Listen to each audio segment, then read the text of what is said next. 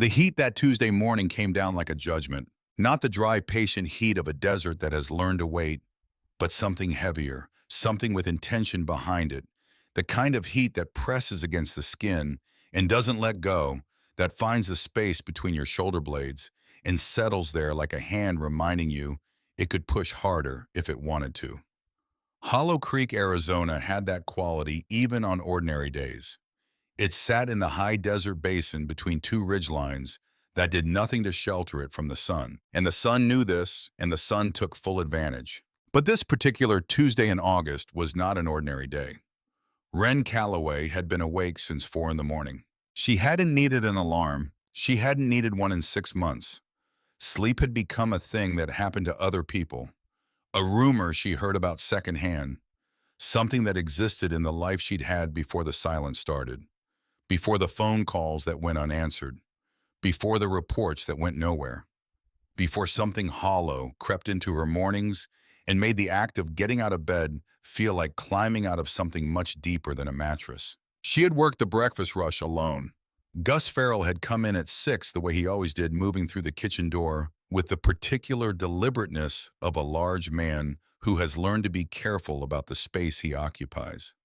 61 years old, built like someone had stacked decades of hard work into a human shape, with hands that had been burned and cut and scarred into something that looked more like tools than body parts. He'd worked the diner for 11 years before Wren started, and he'd been there every single morning since, which made him the most consistent thing in her life by a considerable margin. He hadn't said much that morning. He rarely did before 7, but she'd caught him looking at her twice through the pickup window with an expression she recognized, the expression of a man who wanted to say something useful and couldn't locate the right words, so he was keeping the useful thing stored behind his eyes where it couldn't do any damage. She appreciated that about Gus. He understood the difference between comfort and noise. The Route 66 diner had no right to be as familiar as it was. It was not a beautiful building. It was not even a particularly functional one by any modern standard. The counter listed slightly to the left, a gradual tilt so subtle that you only noticed it after years of working there, when you realized your body had developed a compensating lean without your permission. The vinyl stools along the counter had been reupholstered twice and were cracking again along the seams, the foam showing through in small, bright lines like something trying to escape. The ceiling fan above the center of the room made a sound on every third rotation, a small mechanical click, like a clock marking time in a language only it understood. But Wren knew this place the way you know the inside of your own hand. She knew which booth wobbled if you leaned too far to the right, the third one from the window, the one the regulars called the teeter. She knew that the coffee in the back pot, the one she kept for herself and for Gus during the slow hours, was always stronger than the front pot by 30 seconds of brew time. And those 30 seconds made a difference that only someone who had been drinking it long enough would notice. She knew the way the light came through the east windows in the early morning and turned the chrome counterfittings into something briefly beautiful before the sun climbed too high and flattened everything back into ordinary. She knew every scratch on that counter. She knew which ones she'd made herself and which ones had been there when she started and which one a long diagonal line near the register had been put there by Colt on a slow Wednesday afternoon 2 years ago, when he'd been carrying a stack of plates and caught the edge of a butter knife and dragged it all the way across the surface before he caught himself. He'd felt terrible about it. He'd offered to pay for a replacement counter. She'd told him the counter didn't need replacing, that the scratch was character, that the whole place was held together by its scratches. She'd been looking at that scratch every morning for 6 months. The breakfast rush came and went the way it always did. Truckers and early commuters, and one table of retirees who came in every Tuesday and ordered the same things they had been ordering since a previous administration, and talked about the same things they had always talked about, which was mostly weather and football, and the general decline of everything, in a tone that managed to be both mournful and satisfied at once. Wren worked them with the ease of long practice, moving between tables with the efficiency of someone who has internalized a physical space so completely that navigation becomes unconscious. Smile at the right moments. Refill before they ask. Remember that the man in the corner booth takes his eggs over easy, not over medium, and that this distinction matters to him more than most people would consider reasonable. She was good at this. She had always been good at this. Her mother had told her once when Wren was maybe 14 and impatient with the slowness of it, that working tables was one of the last honest crafts left in the world. You read people for a living, her mother had said. You figure out what they need before they can say it. You make them feel like they matter for exactly as long as they're sitting in front of you. That's not nothing, her mother had said. Don't let anyone tell you that's nothing. Wren had thought about that a lot in the past 6 months, about what it meant to make people feel like they mattered, about whether she had done enough of that for the one person who had mattered most. By 11 o'clock, the breakfast crowd had thinned, and the lunch crowd hadn't arrived yet, and the diner settled into the quiet that settles between rushes when Gus would eat something standing at the counter, and Wren would refill the sugar dispensers, and they would exist in companionable silence without needing to fill it with anything. She was refilling the sugar dispensers when she heard it. It started as something she felt before she heard a low vibration that moved through the floor, through the soles of her sneakers, up through the bones of her legs. She felt it in her back teeth first, a frequency the body registers before the ears do. Then the sound arrived low and rolling the way thunder comes in from a distance when the storm hasn't decided yet how serious it intends to be.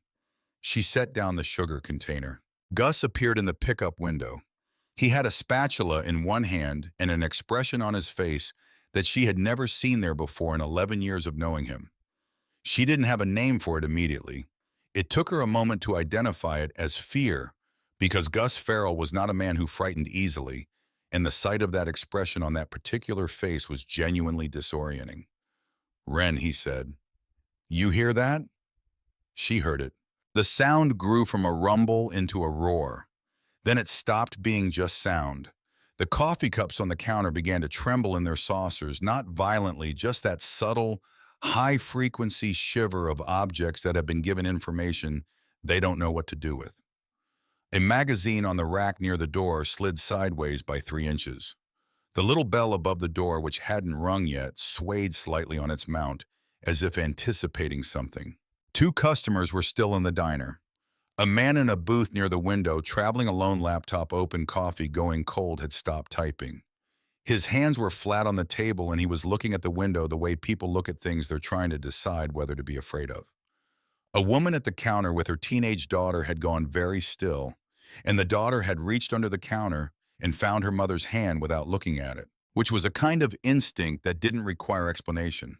The first motorcycle came into the window view like a dark comet, chrome catching the white August sun, the engine sound cutting through every other sound in the world for exactly 1 second, sharp and absolute, before the second one followed, and then the third, and then she stopped counting because the numbers stopped being useful. 40 motorcycles, maybe more, rolling into the gravel lot of the Route 66 diner with the coordinated precision of something that had done this 10,000 times. Death head patches, colors she recognized from a context she had never personally occupied, but had come to know very well over the past 6 months of desperate research. Hell's Angels. Behind her, the man with the laptop closed it and stood up in a single quiet motion. He put 3 bills on the table without counting them and walked toward the hallway that led to the restrooms. He didn't come back. The woman at the counter looked at Wren with an expression that asked a question, and Wren gave her a small nod, and the woman took her daughter's hand, and they were gone before the engines cut out. Gus hadn't moved from the pickup window. His spatula was still in his hand. His voice when he spoke was very quiet and very flat, the voice of a man who has stripped everything out of his tone except the essential information. Backdoor Wren. Right now. She didn't move. Wren. I heard you, Gus. She was watching the parking lot, watching them roll in one by one, the last of the engines cutting out almost simultaneously until the silence that followed was something physical. The specific silence that 40 motorcycle engines leave behind when they stop is not like other silences. It has a shape. It has a weight. It occupies the space where the noise was, and it does this so completely that the absence becomes its own kind of presence. She heard Gus set the spatula down on the counter. She heard him exhale. She heard him not say anything else, which was the loudest thing he'd done all morning. The door opened. He came in first. She would learn his name within the hour. Harlan Voss, National Enforcer. The man the entire chapter answered to when the situation had moved past the kind of thing that chapter leadership handled on its own. But in that first moment, filling the diner doorway with the quality of a man who has never once in his adult life had to consider whether he was taking up too much room. He was simply a wall of presence. 6'3", built like consequence. Dark hair going silver at the temples. A face that had been through things not destroyed by them, not marked by them in the way that breaks something, but shaped. The way a piece of hard wood is shaped by decades of use, the grain of it clarified the density made apparent. He had dark eyes that moved across the room slowly and without urgency. The way a man's eyes move when he is in a space he has already decided he controls, and the survey is merely administrative. Those eyes moved across the counter, across the stools, across the pickup window where Gus had gone very still, across the booths, the register, the rack of road maps near the door that hadn't been updated since the mid-90s. And then they landed on her. She didn't look away. Something moved in his expression, something small and fast that came and went before most people would have caught it. A fractional adjustment, like a man who has walked a familiar road for years and placed his foot on a stone he was not expecting to find. Not a stumble, just a recalibration. He walked to the counter and sat down on the stool directly in front of her. The rest of them filed in behind him. She heard them before she could fully see them, the sound of 40 people entering a space built for 30, the shift in air pressure when a room exceeds its intended capacity. They filled every booth, every stool. 3 men stood along the back wall with their arms crossed because there was nowhere left to sit. The diner that had felt perfectly ordinary sized at 11 o'clock on a Tuesday morning now had no available space in it at all. The air changed texture. Wren picked up her order pad. She walked to the counter. She stood directly in front of Harlan Voss, and she said the only appropriate thing there was to say. Coffee. He looked at her for a moment. Then he said, yeah. She poured it. She was aware of her hand holding the pot. She was monitoring her hand. She was aware of the weight of the pot, of the heat rising from the surface of the coffee, of the angle required to pour cleanly without spillage. She poured cleanly. She set the pot down. She set the mug in front of him, and she turned and began taking the orders of the men on the nearest stools. Same tone she used every day. Same practiced efficiency. Same movement down the line as if this were a Tuesday like any other Tuesday, which it was not. And she knew it was not, and everyone in the room knew she knew it, and none of that changed the fact that her hand had not shaken when she poured the coffee. She was proud of that later when she had time to be proud of things. From somewhere near the back of the diner, she heard one of the men say something low to the man beside him. A voice not quite aimed at her, but not quite aimed away from her either.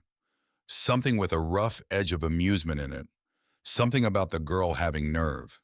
She didn't turn toward it. She didn't react to it. She finished writing down the order in front of her and moved to the next stool. For 20 minutes, the diner operated in a state of suspended normalcy. She took orders. Gus cooked. She could hear him back there moving with a focus that was slightly different from his usual rhythm. Tighter, more deliberate, the focus of a man who has decided that the most useful thing he can do right now is perform his function with absolute precision. The food came up. She delivered it. Coffee was refilled. She moved through the room the way she always moved, with purpose and without hesitation. Because hesitation in a diner is the thing that makes customers feel like they're an inconvenience. And customers who feel like an inconvenience don't come back. She was refilling Harlan's mug for the second time when it happened. The man she would later come to know as Briggs, broad-shouldered with a gray beard that reached the second button of his jacket and arms covered from wrist to collarbone in ink that had blurred with age into something that looked less like tattoos and more like a weather system, leaned over from his stool and said to Harlan loud enough for the whole counter to hear, in a voice that carried the weight of a man saying something he's been holding for miles. This is the place. This is where he used to work. The words dropped into the room the way a stone drops into still water. Everything that had been almost normal stopped being almost normal. The shift was immediate and complete, a change in the quality of attention in the room from the general low-level wariness of 40 men in an unfamiliar space to something focused, something directed. Wren set the coffee pot down on the counter. She turned around. Where who used to work? Briggs looked at her. Something moved across his face. It wasn't quite surprise, more like the expression of a man who had made a calculation and is now discovering that one of his variables was wrong. He glanced at Harlan. Harlan hadn't moved. He was watching her with those slow, deliberate eyes. She said the name before either of them could decide what to do with the silence. Colt Calloway. Not a question. A statement delivered from a place of absolute certainty because she had spent 6 months getting certain about the only thing she had left to be certain about. You're talking about my brother. The counter went quiet in a way that was different from the quiet that had preceded it. This was not the quiet of 40 people being careful. This was the quiet of 40 people who have just had the floor changed beneath them without warning and are still processing what the new surface feels like. She had their attention now, all of it. The full concentrated weight of the room, every set of eyes converging on one 23-year-old woman in a Route 66 apron with 6 months of grief compressed beneath her sternum, like a stone she'd been carrying so long she'd stopped noticing the weight until right now when the weight suddenly had somewhere to go. You knew him. Still not a question. Her voice was steady in the way a river is steady, not because nothing is moving, but because everything that is moving knows exactly where it's going. Harlan said nothing. He's been gone 6 months, Wren said. Nobody in this town will tell me anything. The police say there's no evidence of a crime. I've filed 4 missing persons reports and I have heard nothing back. The FBI won't return my calls. I drove to the field office in Phoenix twice. Twice, she paused. She was not performing composure. She was actually composed, which was a different thing entirely. And now you're sitting in his diner. Briggs said it's not his diner. No, she agreed. It's mine.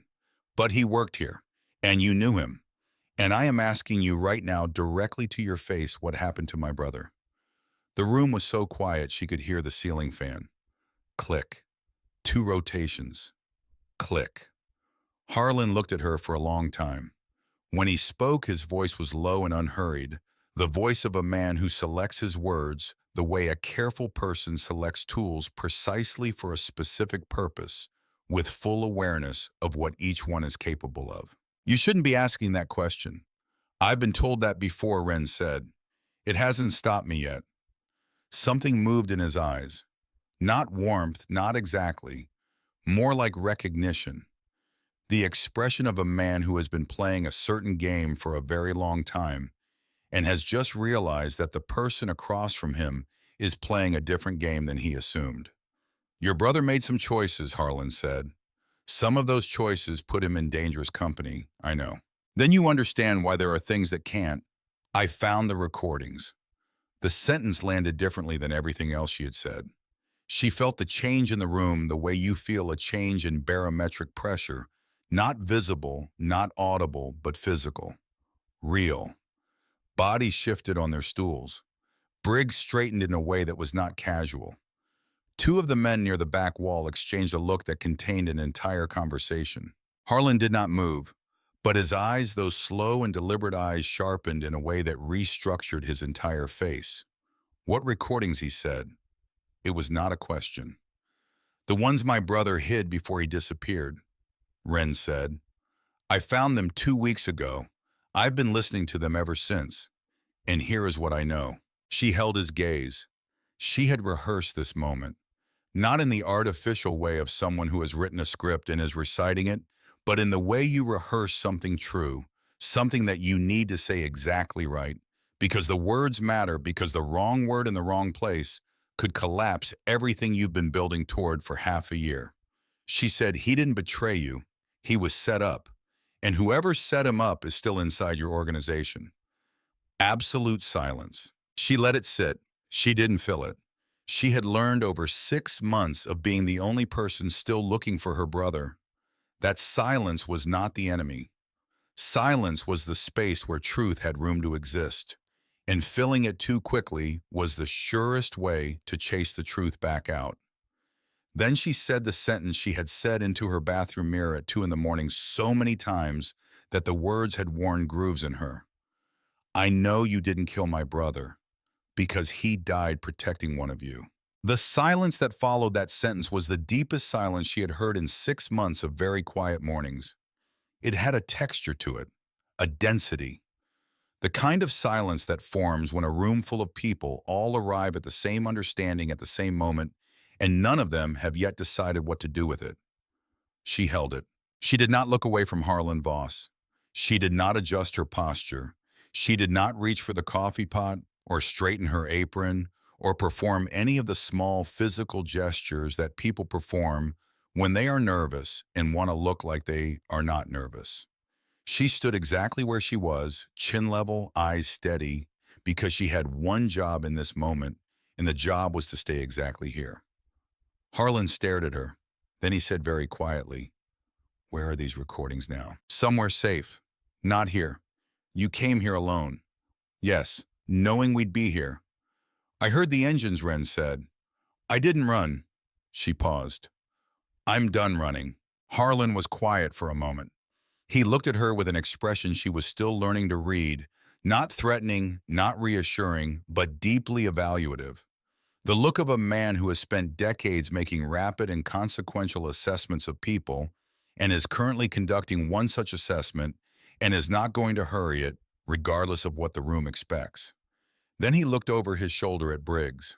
The look that passed between them lasted 4 seconds. It contained questions and answers and decisions compressed into a unit of time so small that anyone watching from the outside might have missed it entirely. Then Harlan turned back to her. You're going to want to sit down, he said. Wren looked at him. I'll stand, she said. He almost smiled. It was the kind of almost smile that arrives before a person has decided whether the situation warrants the full thing. Not quite there, but present in the way that something is present when it's waiting just behind a door. All right, he said, then stand. He picked up his coffee cup. He took a slow drink. He set it down with the deliberateness of a man who has made a decision he is not going to walk back from, and the deliberateness itself was the announcement of that fact. Your brother, he said, and the world changed. She had known in the way you can know something that has been living in the back of your mind for months without ever quite coming to the front. She had known that whatever Colt had been involved in was larger than she could fully see. She'd known it from the recordings, from the way his voice changed in certain passages, dropping half a register, the careful register his speech took on when he talked about specific things. She'd known it from the silences between his sentences, the ones that lasted a beat too long, the ones that told her more than the words on either side of them. She had known the way you know a storm is coming before the sky has committed to anything. Not from evidence you can point to, but from the quality of the air in the hours before. But knowing a storm is coming and standing in the rain are two different things. Harlan spoke without apology and without the softening of language that people deploy when they're telling you something they believe you can't handle. He spoke to her as someone who could handle it, which she understood was a form of respect, even if it didn't feel like one in the moment. He told her that Colt had not stumbled into their world. He had been recruited deliberately carefully as part of an operation that Harlan described without naming directly, but with enough specificity that she understood its shape. Colt had been moving evidence, evidence against people in federal positions who had concluded that the authority they'd been given was a private resource rather than a public trust. He told her the club had believed Colt had run, had turned, had taken what he'd been trusted with and disappeared into whatever life a man builds for himself when he decides to burn every bridge behind him. You thought he was a traitor, Wren said. Yes. No hesitation, no softening of the word. Yes. And you were wrong. A pause. It's looking that way. She absorbed this. She turned it over in her mind the way you turn something over when you need to see it from every angle before you commit to understanding it. The man who sold him out, she said, he's still with you. If what you're saying is accurate, yes. He looked at her steadily. You're very certain for someone working from voice recordings. I'm certain Ren said because Colt named him. Not directly, but he described him. The way he spoke, the specific words he used. When I heard it, I knew. She met his eyes. You'll know too when you hear it. Harlan was quiet. Around them, the diner had achieved a stillness that felt almost impossible given how many people it contained. 40 men and none of them making a sound. Only the desert heat pressing against the windows and the distant highway, and two people at a counter having the most consequential conversation in the room. Why are you doing this? Harlan said finally. His voice had shifted slightly, not softer, more direct. The way a voice changes when it stops managing the conversation and starts actually asking. You could have taken those recordings to the press. You could have kept your head down. You walked in here alone and handed us the most dangerous thing you're carrying. Why? She looked at him for a moment. Because Colt is still alive, she said. The words landed in the space between them. I don't know where. I don't know what condition he's in, but I know he isn't dead. I know it the way I know my own heartbeat, not because I have proof, but because the alternative hasn't become real to me, no matter how long I've been staring at it. She paused. And I know that you have resources I don't have. You have reach that no journalist and no honest cop in this state has. I couldn't find him in 6 months of trying everything I knew how to try. She held his gaze. I'm not doing this for you. I'm doing this for him. He gave something to your people. I need something back. Harlan looked at her. You're not afraid of us, he said. It was not an accusation. It was an observation delivered with something close to bewilderment. The expression of a man who has spent the better part of his life watching rooms go quiet when he walked into them and has not recently encountered an exception. I'm terrified, Ren said.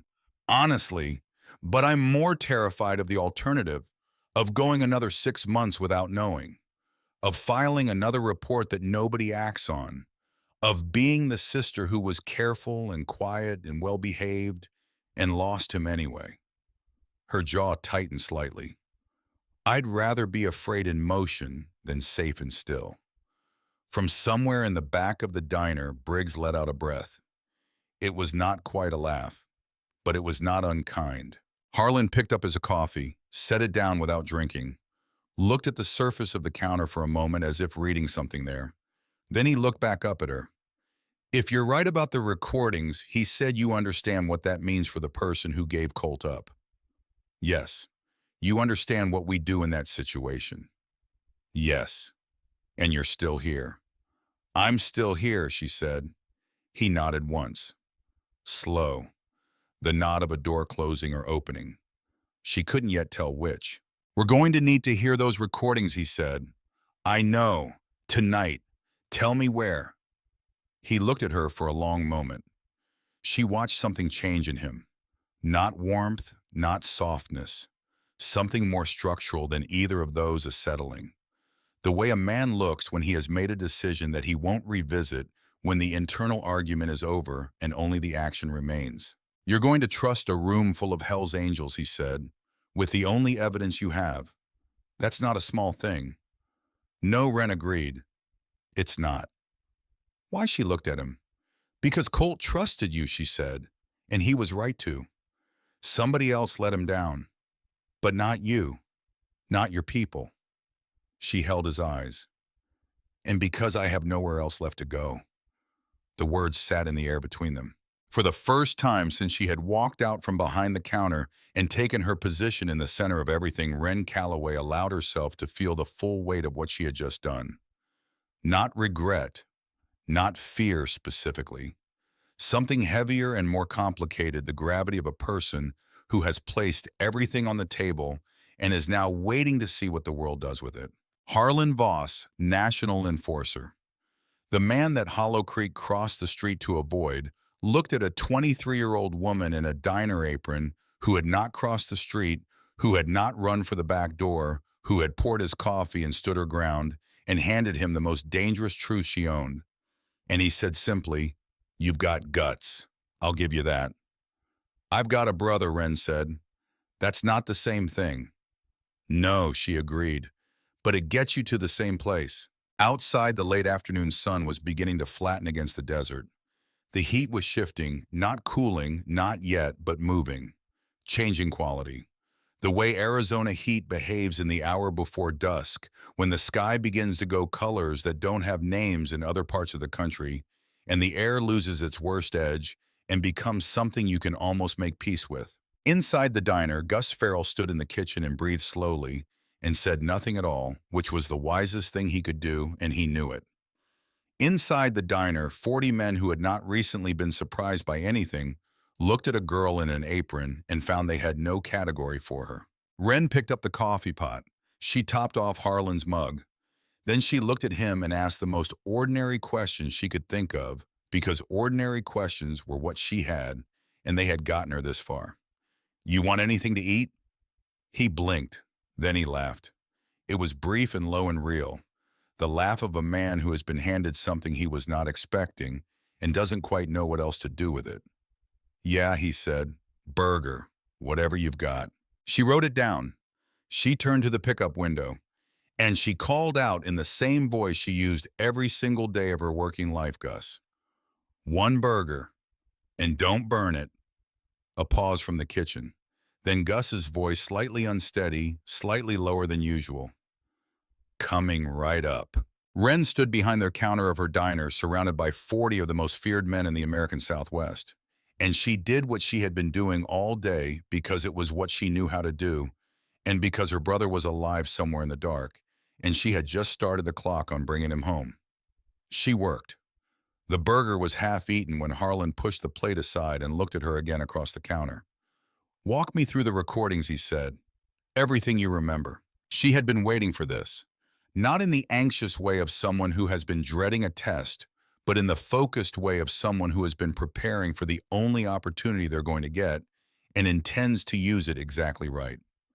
She pulled a stool from behind the counter and sat down across from him, because this was going to take time and standing would be performance, and she was done performing. 6 weeks after Colt disappeared, she said, "I went through his room for what was probably the fourth time, not looking for anything specific anymore, just unable to stop looking." Grief does that. It makes you repeat certain motions because the repetition feels like action, and action feels like not giving up. She paused. "I pulled his old work boots out of the back of his closet. The left one felt wrong, too heavy."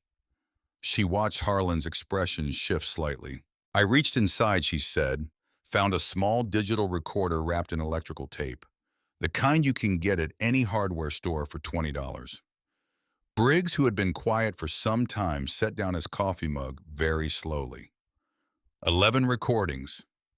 Wren continued. The first 3 were short. Dates, locations, logistics. The dry language of someone documenting a situation because they need a record of it. But starting with the 4th, his voice changed. She didn't look away from Harlan. He was alone. I could tell from the acoustics. And he was scared, not panicked. Colt was never a man who panicked, but scared in the deliberate, controlled way of someone who has looked at the road ahead and understood that it doesn't go anywhere good. She recalled the specific words without effort. She had listened to them so many times that they had become part of her internal architecture, not memorized but absorbed. He said she told them, "If something happens to me, it wasn't them. It was someone inside. Someone with a patch and a handshake and a face I trusted." The room received this in silence. Harlan's jaw had tightened. Something had changed in the angle of his head, not much but enough. Wren continued. She described the meeting Colt had documented. 3 weeks before he vanished, a man had come to him alone, not through the club, not with any authorization, and offered him a way out. Told him the federal heat was coming. Told him the operation was burned. Said the smart move was to take what they'd gathered and hand it to a specific federal agent who could make everything disappear. Said it had already been cleared with leadership, Wren said. Harlan's expression didn't change, but the stillness that came over him was a different quality of stillness than before. It hadn't been cleared, Wren said, because Colt called someone higher up that same night to confirm, and that person had no idea what he was talking about. which meant the man who came to him was freelancing, running his own play. She paused. And when Colt figured that out, and when the man realized Colt had figured it out, that's when everything went wrong. Briggs said quietly, "Who did he call higher up?" "He didn't say the name on the recording," Wren said. "He just said the old man." "I don't know who that is." Harlan and Briggs exchanged a look. Something passed between them, a specific weight she couldn't fully decode, but she felt it. It answered something. Some question that had been hanging open between them for longer than tonight. "The federal agent," Harlan said. "The one the man wanted Colt to hand the evidence to.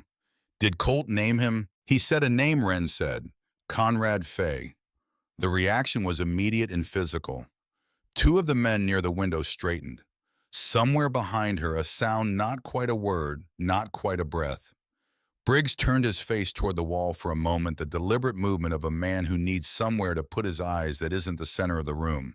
Harlan did not move, but the stillness that came over him was the absolute zero stillness of a man processing something at a speed his body cannot match.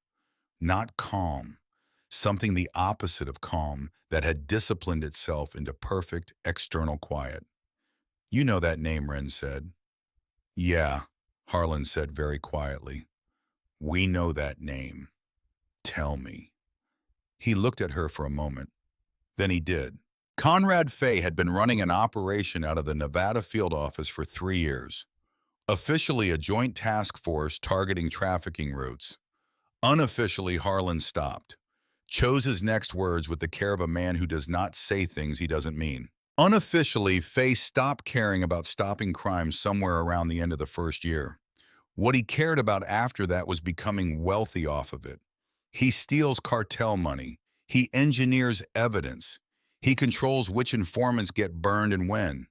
He has been running this for years, and every time someone has gotten close, that someone has disappeared or discredited themselves or ended up somewhere that conversations about them use the past tense. He looked at her steadily. "That's where Colt is," Wren said. It wasn't a question. "We don't know that. But you think it." He didn't answer, which was its own answer. She put her hands flat on the counter. She needed something solid. The wood of the countertop under her palms, the familiar tilt of it, the scratch that Colt had made 2 inches from her left hand. "The recordings prove it," she said. "They prove Colt was feeding you legitimate intelligence. They prove he was set up by someone inside who handed him to Fay. If we go public." "You can't go public with this," Harlan said, the first sharp thing he'd said all evening. She looked at him. "Why not?" "Because Fay has people in every newsroom that matters in this state. Because the moment those recordings surface publicly, they become evidence in a federal investigation that Fay controls. He'll have them sealed. He'll bury the chain of custody. He'll make the person who handed them over into a witness in a case that will never reach a courtroom." He leaned forward slightly. "And then you become a problem he needs to solve." She held his eyes. "So what do we do?" "We find the recordings first. All copies. We verify them ourselves. And then we find out who inside our organization sold your brother to that man." "You already have a suspect," Wren said. She watched his face. He didn't deny it. She had been watching faces across counters for 7 years. She knew what someone looked like when they were carrying a name they hadn't said out loud yet.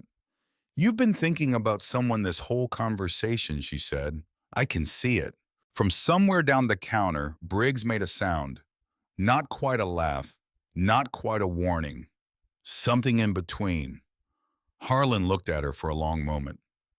"You're perceptive," he said. "I've been working tables since I was 16, Wren said. "You learn to read people." He was quiet. Then he said, "There's a man, a captain, 14 years with the club. His name is Dutch Mercer." The name dropped into the conversation, and something shifted. Not in the loud, dramatic way that things shift in the stories people tell later, but in the quiet, irreversible way of actual change. Several of the men near the back went still in a way that was different from how they'd been still before. This was the stillness of people who have just heard something said aloud that has previously only existed as a thought, the discomfort of a secret becoming a sentence. "We call him Dutch," Briggs said, and his voice held something she hadn't heard from him before, something rough or lower, something that sounded like it had been stored for a long time in a place that wasn't good for it. "He trained," Colt Wren said slowly. The recordings came back to her, Colt's voice warm and specific, talking about the man who had shown him the ropes, who had eaten dinner with him, who had vouched for him. She hadn't known the name then. She knew it now, and the knowing of it rearranged something in the room that she would not be able to put back. "He trained my brother," she said again. "Yes," Harlan said. "And you think he's the one?" "I've thought it for 2 months," Harlan said. "I don't have proof, just a feeling and a few things that don't add up." A feeling in this business, though, he paused, a feeling in this business can keep you alive long enough to find the proof. He looked at her. The voice on the recordings, the man who came to Colt. Is there anything specific, any phrase, any way he spoke that you remember clearly? She closed her eyes. She had listened to those recordings so many times that she could play them back internally with almost perfect fidelity. The rhythm of Colt's breathing, the way his voice dropped when he was being most careful, the specific silence before certain sentences that told her more than the words themselves. She opened her eyes. He said, "The man who came to Colt said, 'This is the cleanest exit you're going to get, brother. The highway's closing.'" The silence that followed was different from every silence that had come before it in this room on this evening. Different because it wasn't empty. It was full of something arriving, something that had been in transit for a long time and had just pulled into the station. Briggs had turned back toward her. His face had gone a color she didn't like. Harlan's hand resting on the counter had curled slowly and without apparent intention into a fist. "That's a phrase," Wren said carefully. "Isn't it? That's something specific. Dutch uses that phrase," Harlan said, very quietly. "He's used it for years. It's his." He looked up at her. "You just confirmed something I've been trying to confirm for 60 days. She felt something move through her. Not triumph. There was nothing here that felt like winning. More like the nauseating lurch of something enormous beginning to move. A boulder that has been balanced on a ledge finally tipping past the point where balance is possible. "He's going to know," she said, "when word gets out that I came here, that I talked to you. He'll know what it means." "Yes," Harlan said. "How long before?" "Not long." He looked at Briggs. Something passed between them, quick, decisive, the full conversation compressed into 2 seconds of eye contact. Then he looked back at her. "Where are the recordings?" "My apartment. Hidden. You need to not be at your apartment tonight." "I understand that.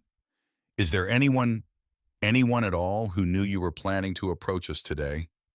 She thought about it, honestly and carefully, the way the question deserved. "No," she said. "I didn't tell anyone. I barely admitted it to myself until this morning." He nodded. "Good. That buys us a few hours." He stood up from the stool, all 6'3" of him rising in a single motion, and he looked down at her with an expression she couldn't fully categorize. It was the expression of a man who has been surprised by something and hasn't finished deciding how he feels about being surprised, and is setting that unfinished decision aside for later because there is no time for it now. "You're going to come with us tonight," he said. "You're going to retrieve the recordings from your apartment, and then we're going to listen to all of them together. Every word. And then what she said. And then we're going to find out exactly where Conrad Fay is keeping your brother." She stood up from the stool.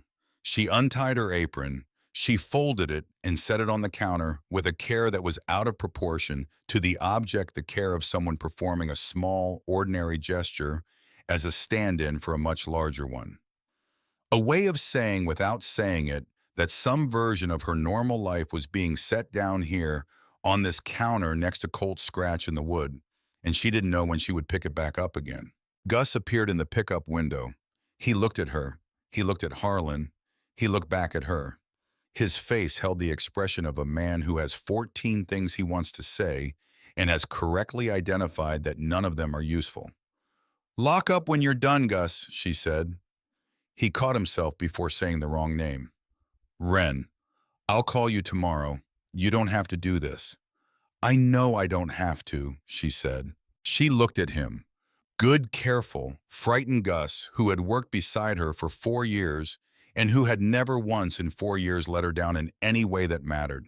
And she let him see in her face that she was not being reckless, that she had thought about this, that she understood what she was walking toward and was walking toward it anyway. I know exactly what I'm doing. He looked at her for a long moment. Then he nodded. Once. And his face arranged itself into something that was not acceptance, but was close to it, the look of a man who loves someone enough to let them make the hard choice without making them carry his fear alongside their own. You call me, he said, the second you can. First thing she said. They left the diner together, her surrounded by 40 Hell's Angels, walking out into the desert evening. The sky was going red and gold above the flat horizon. The air had finally begun to give up some of its heat, that hour before dusk reprieve that felt like a concession the desert was making grudgingly on its own terms. She heard one of the younger men, 25 maybe, with the kind of face that hadn't yet decided what it was going to be, say quietly to the man beside him, "Who is she?" And she heard the answer equally quiet. "Colt Calloway's sister." A pause. "She coming with us?" "Apparently she's not afraid." A longer pause. "I don't think afraid is something she does." She didn't turn toward it. She didn't acknowledge it. She kept walking toward the line of motorcycles in the gravel lot, toward whatever was going to happen next, toward the Nevada dark, where her brother was waiting in a room without windows. But she felt it. The shift. The subtle but unmistakable rearrangement of how 40 men were moving around her. The way presence adjusts itself when it encounters something it has to account for. She had walked into a room full of the most feared men in the American Southwest and poured them coffee and told them the truth. And they had listened. The rest was just what came next. They retrieved the recordings from her apartment in under 10 minutes. She knew exactly where they were inside the lining of Colt's old leather jacket, which she kept hanging on the back of her bedroom door, because taking it down felt too much like admitting something she wasn't prepared to admit. She reached into the lining through a small seam she'd carefully reopened and restitched 3 times in 6 months of moving the recorder in and out, and she pulled out the digital device and the USB backup drive she'd made in the second week. And she held them in her palm for a moment before handing them over. Harlan took them. He held the recorder in his large hand and looked at it, this small, unremarkable piece of hardware wrapped in electrical tape, the kind of object that cost $20 and contained everything. He planned for this, Harlan said. Not to her specifically, more to the air above his hand. He planned for everything, Wren said. Even as a kid, had a plan B and a plan C before most people had finished thinking about plan A.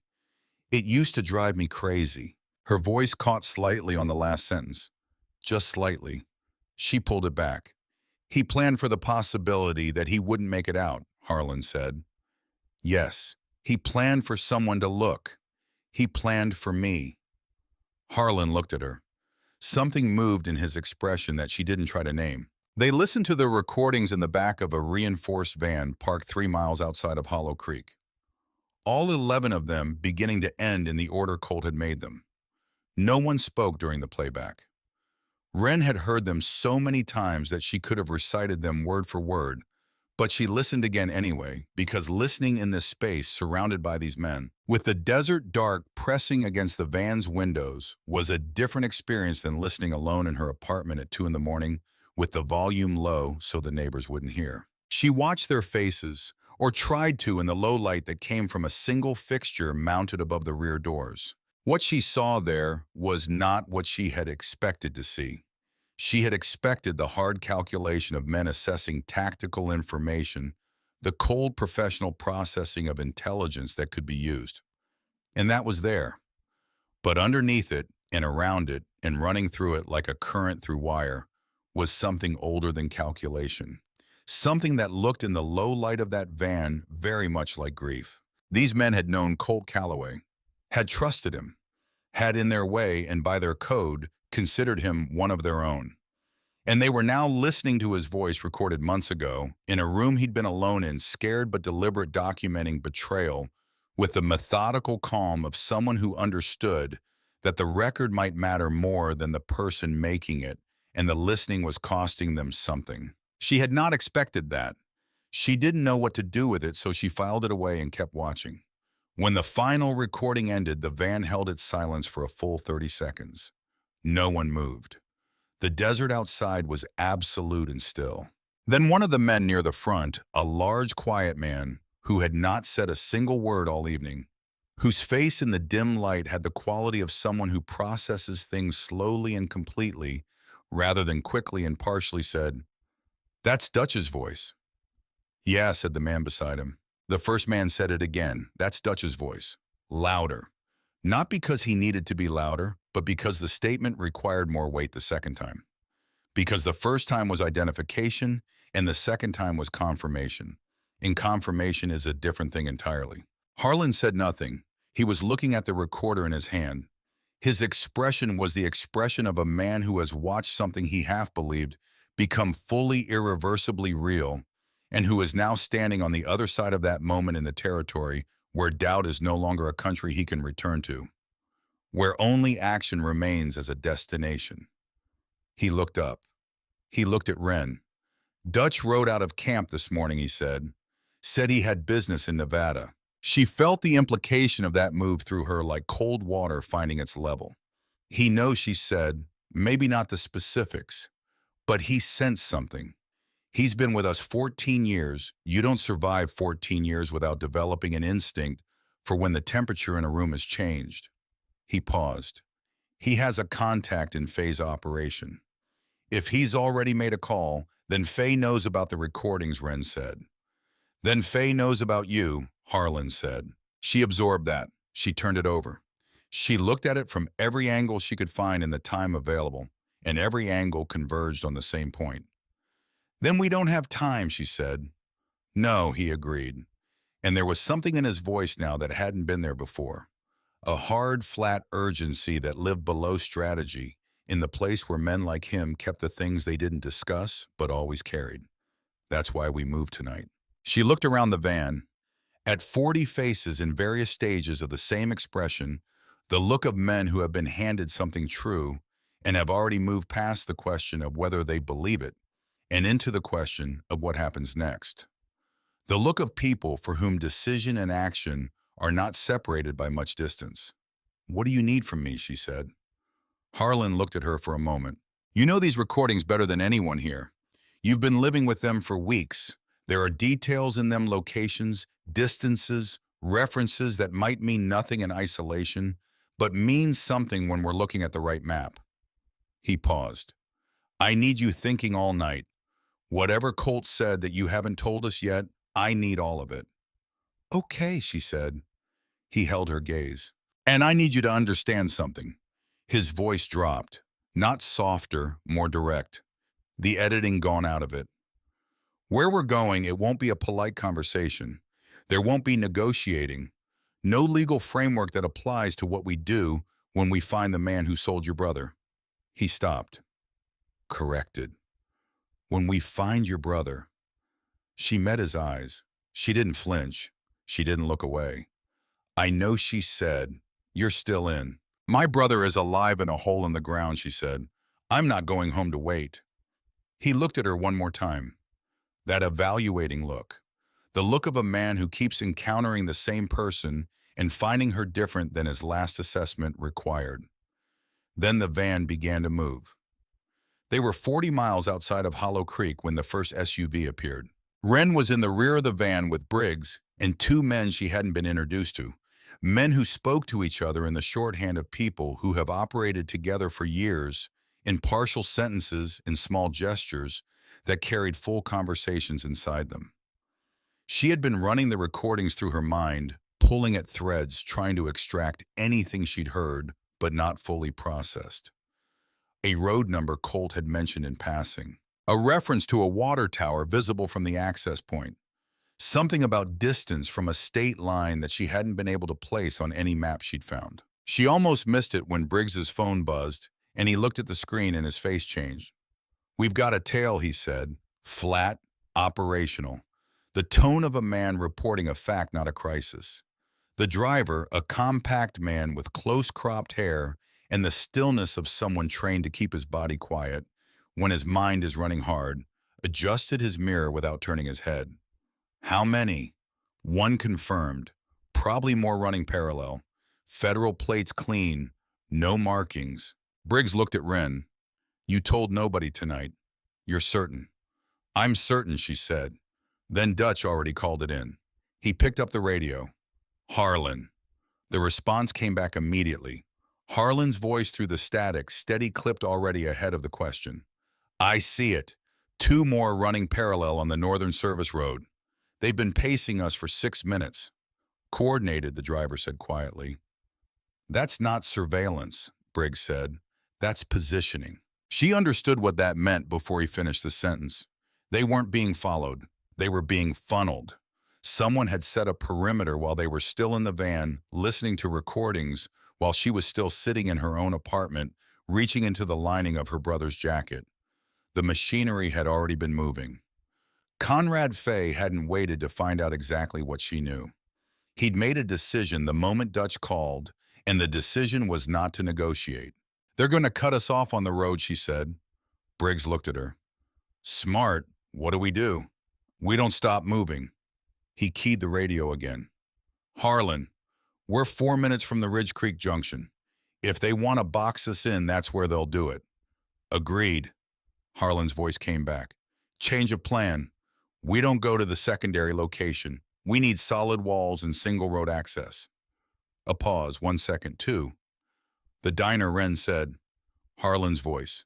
Can you get us in? I have keys, she said. Then we go back. Now. The van turned hard. She grabbed the door handle and held on. Around them, through the thin metal walls, she could hear the convoy adjusting the sound of 40 motorcycle engines changing direction, simultaneously a sound that should not have been as coordinated as it was, but was because 40 men who have ridden together for years develop a responsiveness to each other that operates below the level of explicit communication. Behind them, the SUVs accelerated, no longer maintaining distance, no longer performing the careful spacing of vehicles that don't want to be identified. They were moving now with the directness of machines that have been given permission to stop pretending. She heard the engine note change through the van's walls. Higher, harder, the sound of pursuit that has stopped being subtle. They made it back to Hollow Creek in 11 minutes. She had the keys out before the van stopped moving. She was through the diner door, and the next breath Harlan right behind her, the rest of the men flowing in around and through her, with the fluid efficiency of water finding its level. She heard the deadbolts going across both of them, the front and the side entrance. She heard the crash of a booth being turned on its side and dragged to reinforce the front door. She heard Harlan's voice cutting through the noise, controlled and absolutely certain of itself. Placing men at specific windows, specific positions along the walls, a different voice than the one that had sat at her counter and asked for a burger. Harder, faster. The voice of a man who has trained for exactly this contingency and is now in the part of the evening where the training ends and the reality begins. How many are we looking at? Someone called from the window. Minimum 12 vehicles. Could be 20 men, could be more. A voice from the front. They're not in uniform. No badges, no lights, Harlan said. These aren't law enforcement. These are Fay's private contractors. He's been running them out of a black budget account for 2 years. He looked at Wren. Stay away from the windows. I know my diner, she said. The walk-in cooler has no exterior walls. It's the safest. I'm not hiding in the cooler. He looked at her. There was no time for the conversation that look implied. He knew it and she knew it. Fine, he said. Stay low and stay useful. The first shot came through the front window 40 seconds later. Not a warning shot, not a signal. A direct, deliberate shot that punched through the glass and buried itself in the back wall 6 inches above Gus's pickup window. She heard the glass come down, not shattering in the dramatic way glass shatters in films, but falling the heavy cascade of safety glass, releasing from a frame a sound that was almost gentle and was the opposite of gentle. She pressed herself against the inside wall beside the counter, and she thought with a clarity that surprised her by its sharpness, "This is real. This is actually happening." This is the thing she had been told her whole life that girls like her didn't walk into. Then she stopped thinking about what it was and started thinking about what was useful. She turned to Briggs, who was crouched 2 feet away from her with his back against the counter base. "The roof access," she said. "Above the kitchen there's a hatch. From up there you can see the entire access road and the parking lot. Full sight lines." He looked at her sharply. "You're sure?" "I've been up there 100 times to service the ventilation unit. You can see everything." He didn't hesitate. 2 men were moving toward the kitchen within 4 seconds. More shots came. Controlled, targeted, the kind of fire designed to keep heads down rather than to eliminate, which told her something. They weren't trying to destroy everyone inside. They were applying pressure, creating a situation, funneling someone she understood toward a specific outcome. "They want me outside," she said to Harlan, who had moved to the wall beside her. Yes. Standard playbook: create enough pressure that the people inside push the vulnerable person out to stop the escalation. "They expect us to protect you by handing you over." He said it without apology. "That's the calculation they're running." She looked at him. "The USB drive. Ward, can he move?" Harlan looked across the room. Ward was 24 slight, with the quick physical intelligence of someone who had spent his life navigating spaces that weren't designed for comfort. He was already looking at Harlan with the expression of someone waiting for the right question. "There's a crawl space," Wren said, "under the east side of the building. It connects to a drainage culvert that runs parallel to the main road. You'd have to go one at a time, but it comes out behind the gas station 200 yards north." Harlan was already looking at Ward. Ward was already nodding. She pulled the USB drive from her pocket. She had been carrying it against her palm since the van, a habit she'd developed in the weeks since she'd made the backup. The same way you carry something you're afraid of losing. Not in a bag, not in a pocket you can't monitor, but in your hand where you can feel it at all times. She crossed to Ward. She showed him the crawlspace access behind the dishwasher unit. She described the route, the distance, the exit point. He listened with the complete, unadorned focus of someone for whom information is equipment. He took the drive. He looked at her once, direct, serious, the look of a person accepting a responsibility and meaning it. And then he was gone, moving through the kitchen with a quietness that didn't match his speed. She turned back to Harlan. "That's the backup," she said. "Now tell me the real plan." He looked at her. "We've been doing what Faye expects," he said.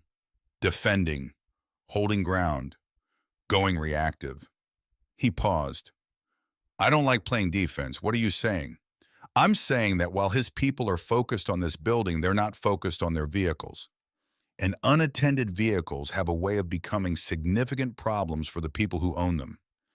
He looked past her at Briggs. "We go out the north side, 6 men. We move around the perimeter while they're still positioning for the 2-point entry. We disable their transport. We cut their communications. And suddenly 20 contractors who were hunting us are 20 contractors standing in the Arizona desert with no ride and no way to call for backup." She thought about it. Not long. There wasn't time for long. "They're not expecting it," she said. "They came here to lay siege," Harlan said. "They didn't come expecting us to come to them. They made the mistake of thinking we'd be afraid." She felt something shift in the room when he said it. Something collective, a current moving through the men around her, a shared recognition that passed from person to person without anyone speaking it aloud. The electricity of people who have decided together at the same moment not to be frightened anymore. 30 seconds, Harlan said. "North side. Briggs, you're with me." He looked at Wren one final time. "Stay inside. Stay down. If anyone comes through any door in the next 15 minutes and it's not one of us, I'll know what to do," she said. Something moved in his face. Not a smile. The shape of one without committing. "I believe you," he said. They went out the north side into the dark. What happened in the next 12 minutes she pieced together afterward. She could only directly witness the part that happened inside the diner, the sounds that came through the walls, and what those sounds told her about what was happening outside them. She heard distant shouts, The crunch of something heavy connecting with metal, a car alarm screaming to life and then cutting off abruptly mid-note. She heard the pattern of gunfire change, heard it become confused, heard the controlled aggression of phase contractors dissolve into the disorganized reaction of people who no longer understood where the threat was coming from. She heard someone outside give an order that was immediately countermanded by someone else. She heard very clearly, through the east wall, the repeated mechanical protests of vehicles that would not start. And then she heard something she hadn't anticipated. She heard Harlan's voice close just outside the north door. "We've got one. Bring him in." The door opened. They brought in a man she'd never seen, 30s, tactical clothing, a cut on his temple from something that had connected with it recently, with considerable authority. His hands were secured behind him. He was not in a condition to resist meaningfully, but he was attempting it anyway, which she supposed said something about him even if she wasn't sure what. Harlan crouched in front of him. "Conrad Fay," he said. "Where is he running the operation from?" The man said nothing. "I'll ask," once more Harlan said. His voice had not raised. If anything, it had gotten quieter, and that quiet was considerably more frightening than volume would have been. Silence. Briggs stepped forward from the wall. The man looked at Briggs. Something happened in his eyes, a rapid calculation, the assessment of a professional evaluating a situation and arriving at a conclusion about his options.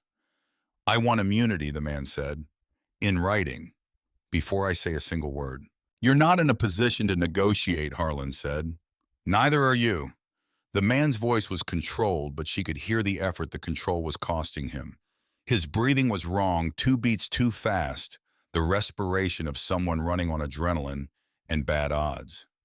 "You've got maybe 20 minutes before Faye sends a second team. One I'm not part of. One with federal warrants already filled in with your names." He paused. "You need what I know more than you need to be right about this conversation." A silence. So he said, "Immunity and a road out of the state. That's my offer." Harlan looked at him for a long moment. Then he said, "Talk first. Document after. That's what I have." "That's not—" "It's what I have," Harlan said. "And I keep my word. Ask anyone in this room." The man looked around. He took in the faces around him, the faces of men who had spent their adult lives outside the system. This contractor had been paid to operate within, who had survived out there for a long time by operating on a code that was severe but consistent. She watched him do the math. She watched him arrive at the same place she had arrived at that afternoon when she'd walked up to Harlan's stool and poured his coffee. Sometimes the most reliable person in the room is not the one with the credentials. "Faye is at the site," the man said. "Has been for 3 days. He knows you found the recordings." He looked at Wren, a brief assessing look, and then away. "He knows about the girl. He moved the prisoner 2 nights ago." He continued, "Deeper into the facility, there's a substructure below the main bunker floor. Rooms that don't appear on any official layout. Rooms that officially don't exist." He stopped. "The man you're looking for is in the 3rd room on the left. He was alive 48 hours ago." Another pause. "That's all I can confirm." The room went very still. She heard the words, "he was alive 48 hours ago," and she felt them arrive in the center of her chest, like the first real breath after a long time underwater. She had been holding herself at a functional distance from the full reality of it for 6 months. The way you hold a wound shut with your own hands while you wait for help, because looking at it directly might cost you the ability to keep the pressure on. Colt was in a room below the Nevada desert floor. He was alive. He was waiting. 48 hours ago, he was alive. She pressed her hands flat against the counter behind her. She needed the wood under her palms, the familiar tilt of it. She found the scratch without looking for it, she always did, and pressed her thumb into the groove of it and breathed. "Coordinates," Harlan said to the man. Flat and immediate, the man gave them. Harlan stood. He looked across the wrecked interior of the diner, the overturned booth, the glass on the floor, the front window gone, the ceiling fan still marking time on every 3rd rotation, because some mechanisms simply continue regardless of what is happening around them. He looked at Wren. She saw in his face what she felt in her chest. Not hope. Hope was too fragile a word, too provisional, too dependent on things going right. This was something more structural than hope. This was certainty beginning to take shape. The moment before action, when everything that has been abstract and terrible and theoretical becomes navigable and real. We move in 2 hours, he said, before the second team deploys. He looked around the room. Everyone rests. Everyone reloads. We roll at 0200. Then he looked back at her. You should eat something. She almost laughed. The specific absurdity of it, standing in her shot-up diner at 1 in the morning surrounded by 40 Hells Angels and a bound federal contractor being told to eat something. You're telling me to eat, she said. You haven't eaten since this morning. He said it matter-of-factly. Where we're going tonight, you need everything you've got. She looked around the diner, at the chaos phase people had made of the space she had worked in for years. At Gus's pickup window still intact, the small order-up bell still sitting on the ledge where it always sat. She thought about Gus at home by now, unable to sleep, keeping his phone charged and close to him. She walked behind the counter. She turned on the grill. She started cooking. Not because she wasn't afraid, not because any part of this felt manageable or ordinary, but because Colt was alive 48 hours ago, and she was going to be in a van heading toward Nevada in 2 hours, and between now and then, the most useful thing she could do was keep moving, keep her hands occupied, keep the engine running on whatever was fueling her through this night. She made food for 40 men in a diner with no front window in the middle of the Arizona dark. Not one of them commented on it. They just ate. There was something in that which she would think about later in the quieter days that followed. The specific dignity of it. The way those men accepted what she offered without making it into something sentimental or significant. The way they accepted the food, the way they accepted everything else she had done that night as a fact of who she was, not as a remarkable deviation from who they expected her to be. She brought Harlan a plate without being asked. He looked at it. He looked at her. He picked up the fork. The second team, she said, sitting down across from him. How long do we actually have?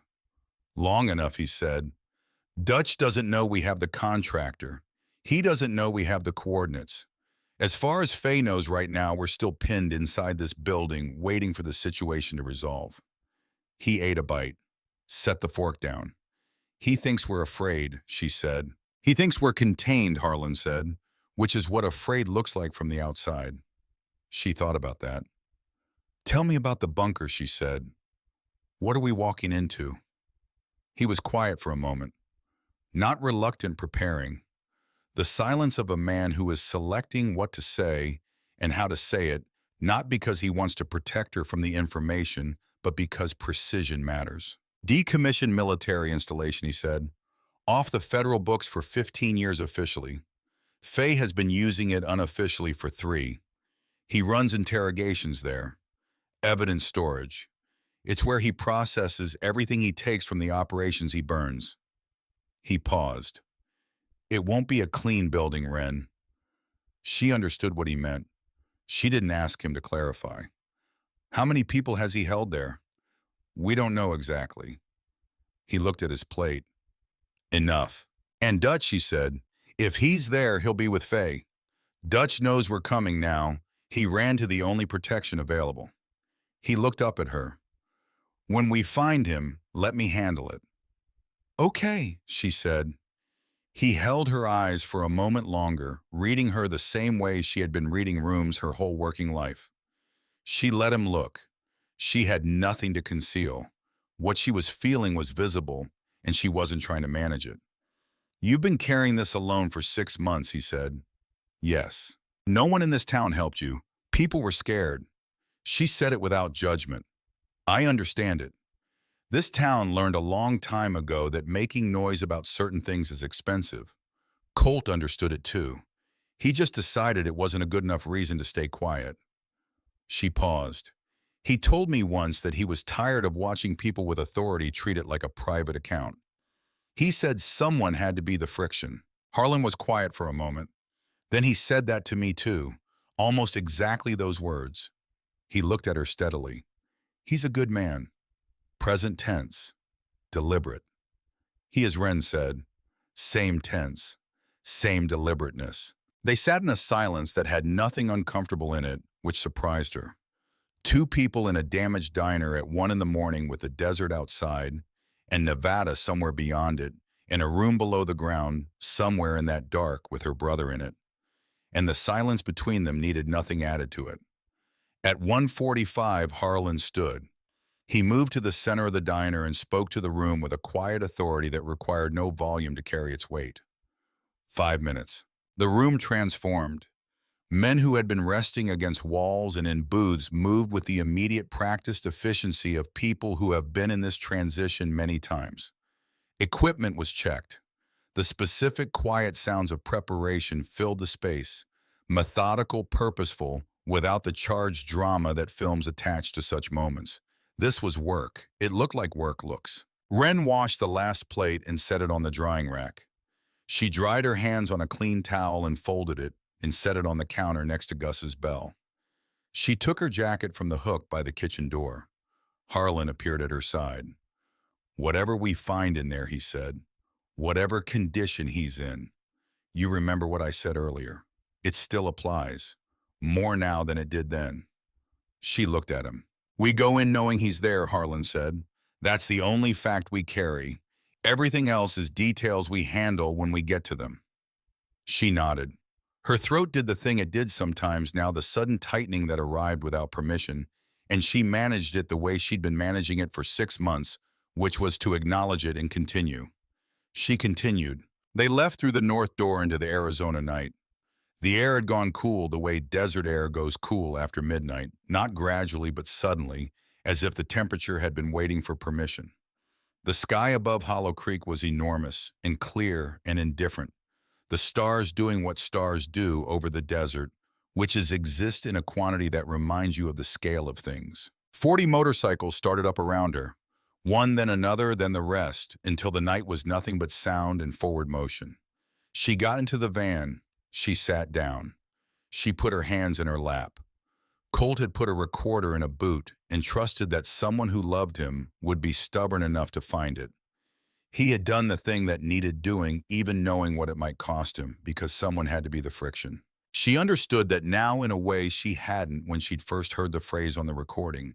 She understood it the way you understand something when you've done the equivalent yourself, when you've walked up to 40 men and told them the truth, because it was the only move that led anywhere worth going. The van moved. The convoy moved around it.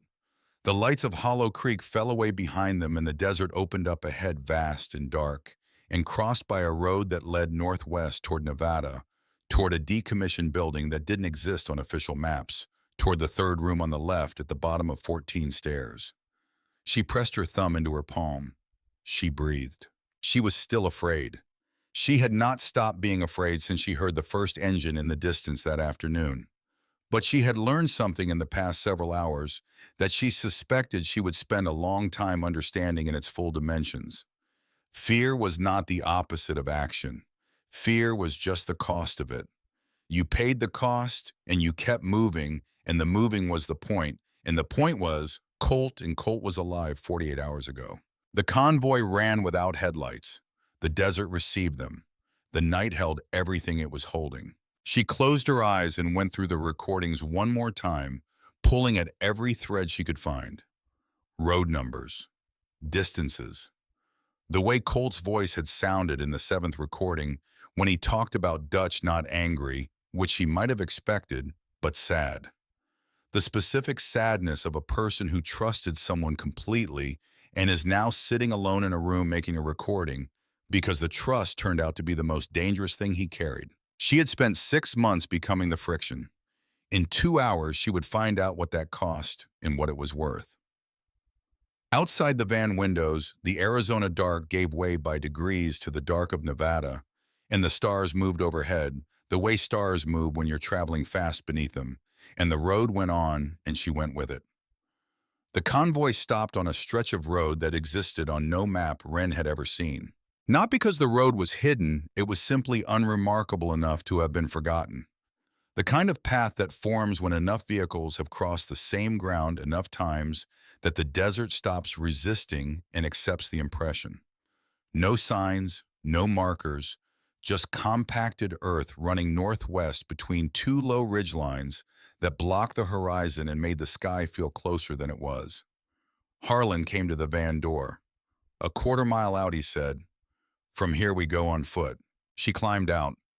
The night air at this elevation had a different quality than the Arizona dark they'd left behind, thinner, colder, with a clarity that made the stars look recently placed. She could see the ridgelines as slightly darker shapes against the sky, and between them nothing visible. No light, no structure, nothing that announced itself. "You stay with Briggs," Harlan said.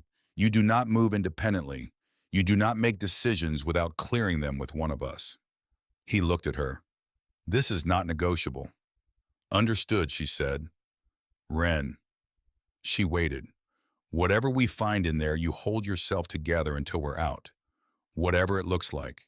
Whatever it costs. You hold until we're clear of the building." She nodded. Her throat did the thing again, but she was practiced at this now. "He's in there," Harlan said. "We go in with that as the only fact that matters." They moved through the dark on foot. 40 men and one woman, and the silence of it was something she felt in her body rather than just heard. The suspension of that much collective intention, moving through that much open space and making almost no sound. She matched Briggs's pace. She watched where he placed his feet and placed hers in the same locations, following the logic of his path without needing to understand it consciously. The way you follow a guide through unfamiliar terrain when the destination is the only thing you're thinking about. The bunker entrance was not what she had imagined. She had pictured something deliberate, something that announced what it was: heavy doors, signage, the visual vocabulary of containment. What the advance team had located and relayed back was a utility shed approximately the size of a single-car garage, sitting in a depression between two rock formations, in a way that made it look like it had always been there and had never been worth investigating. The kind of structure the eye slides off of. The kind of thing you could drive past every day for years and never once stop to consider. The entry team went in 4 minutes ahead of the main group. Ren stood in the dark with Briggs and waited. She counted her own heartbeats without meaning to. Her mind found the small arithmetic of it, the way it finds small tasks when larger things are too large to hold directly. She got to 61 before she stopped. She listened to the desert at this hour, this far from any town. The silence here had its own texture, not the absence of sound, but the presence of something older, a frequency that lived in the space behind her ears. The silence of a landscape that had existed before everything that was about to happen in it and would exist long after. She thought about Colt, not in the managed, controlled way she had been thinking about him all night, mining the recordings for useful details. She thought about him the way she used to think about him before he disappeared without purpose or strategy. Just the simple, unguarded fact of him. His voice when he was tired. The way he laughed at things he found genuinely funny, which was different from the way he laughed when he was being polite. The habit he had of leaving cabinet doors open that she had spent years complaining about and would give a great deal to complain about again. The radio on Briggs's belt clicked twice. Entry teams in Briggs said, "We move." Inside the bunker, the space was larger than any exterior had suggested. She felt it before she could see it, the change in acoustics, the way sound moved differently when it had room to travel. The flat echo of concrete walls and low ceilings, and no soft surfaces anywhere to absorb what the air was carrying. It smelled like machinery and something older underneath, that something she identified without wanting to, and then set aside because there was no useful response to it. The lighting inside was sparse and functional, mounted strips along the ceiling at intervals, casting everything in a flat, colorless light that made distances harder to judge. Men moved in every direction with the coordinated purposefulness of a team that has practiced this type of entry enough times that individual decision-making has been compressed into something closer to instinct. She stayed with Briggs. She kept moving. They encountered the first resistance at the inner corridor, two of Faye's contractors, who had clearly been asleep and were now scrambling with the disoriented aggression of people pulled from sleep into a situation that had already moved past the point where their response could matter. The confrontation was brief, loud in a way that compressed itself into a very small window of time. And then it was over and she didn't process it because Briggs was already moving and her job was to keep up, and the keeping up was the only thing she had space for. The radio erupted, multiple voices, overlapping positions being called corridors, being designated the rapid shorthand of people coordinating in real time. Then Harlan's voice cutting through the others with the clarity of a voice people have learned to listen for. Faye is in the eastern wing. 4 men with him. He's moving toward the substructure access. A pause. Dutch is with him. Briggs looked at her. She looked back. Substructure, she said. That's where the rooms are, Briggs said. The ones the contractor described. She already knew this. She was already moving. The corridor they followed went down at a slight grade, barely perceptible, the kind of incline that announces itself only in the mild pressure it puts on the front of your feet. Fluorescent lights every 15 feet, one of them flickering at irregular intervals with no predictable rhythm, which was somehow worse than darkness would have been. She counted her steps. 47 before the corridor opened into a larger space, and she heard the voices. 2 of them. One was Harlan. She recognized it instantly, that particular low authority, the voice that didn't need volume to carry weight. The other was a voice she had never heard in person, but recognized anyway, in the specific way you recognize something you've been told about, in enough detail that the actual thing feels like confirmation rather than discovery. Dutch Mercer. She came around the corner into the space and she saw them. Harlan stood 15 feet from a man she had been carrying in her mind for weeks, as an abstraction, a name attached to a function, a voice on a recording, a collection of identifying details assembled from evidence. Now he was a physical fact, broad-shouldered gray at the temples with a Hell's Angels patch on his jacket that looked wrong in a way she understood immediately and completely. Not wrong because she objected to the patch itself wrong, the way a uniform looks wrong on someone who has betrayed the institution it represents. A costume without the conviction that makes it real. Dutch's face was the face of a man who had rehearsed several versions of this moment and was discovering that none of the rehearsals had adequately prepared him for the actual weight of it. Behind him, partly obscured, stood Conrad Fay. She had found a photograph of him during her months of searching a Federal Directory image official, and deliberately unremarkable. The kind of face designed to be forgettable in the specific way that people in certain positions learn to be forgettable. He didn't look forgettable now. He was older than the photograph, or the photograph had been taken before whatever he'd been doing for 3 years had finished arranging his face into what it currently was. Self-possessed bearing. The stillness of a man accustomed to being the most dangerous person in any given room and not accustomed to having that assessment challenged. His eyes found her across the space. She held his gaze for exactly a moment before turning back to what was happening between Harlan and Dutch. "Step away from the access door," Harlan said. His voice was the lowest she had heard it all night, stripped of everything except precision. Dutch didn't move. Harlan. His voice had a tremor in it that he was fighting and not entirely winning. "You're going to listen to me. 14 years, you owe me that conversation." "You sold a member of this club to a federal contractor," Harlan said. "You sat at our table, you ate our food, you slept under our roof and shook our hands while you were doing it." He paused.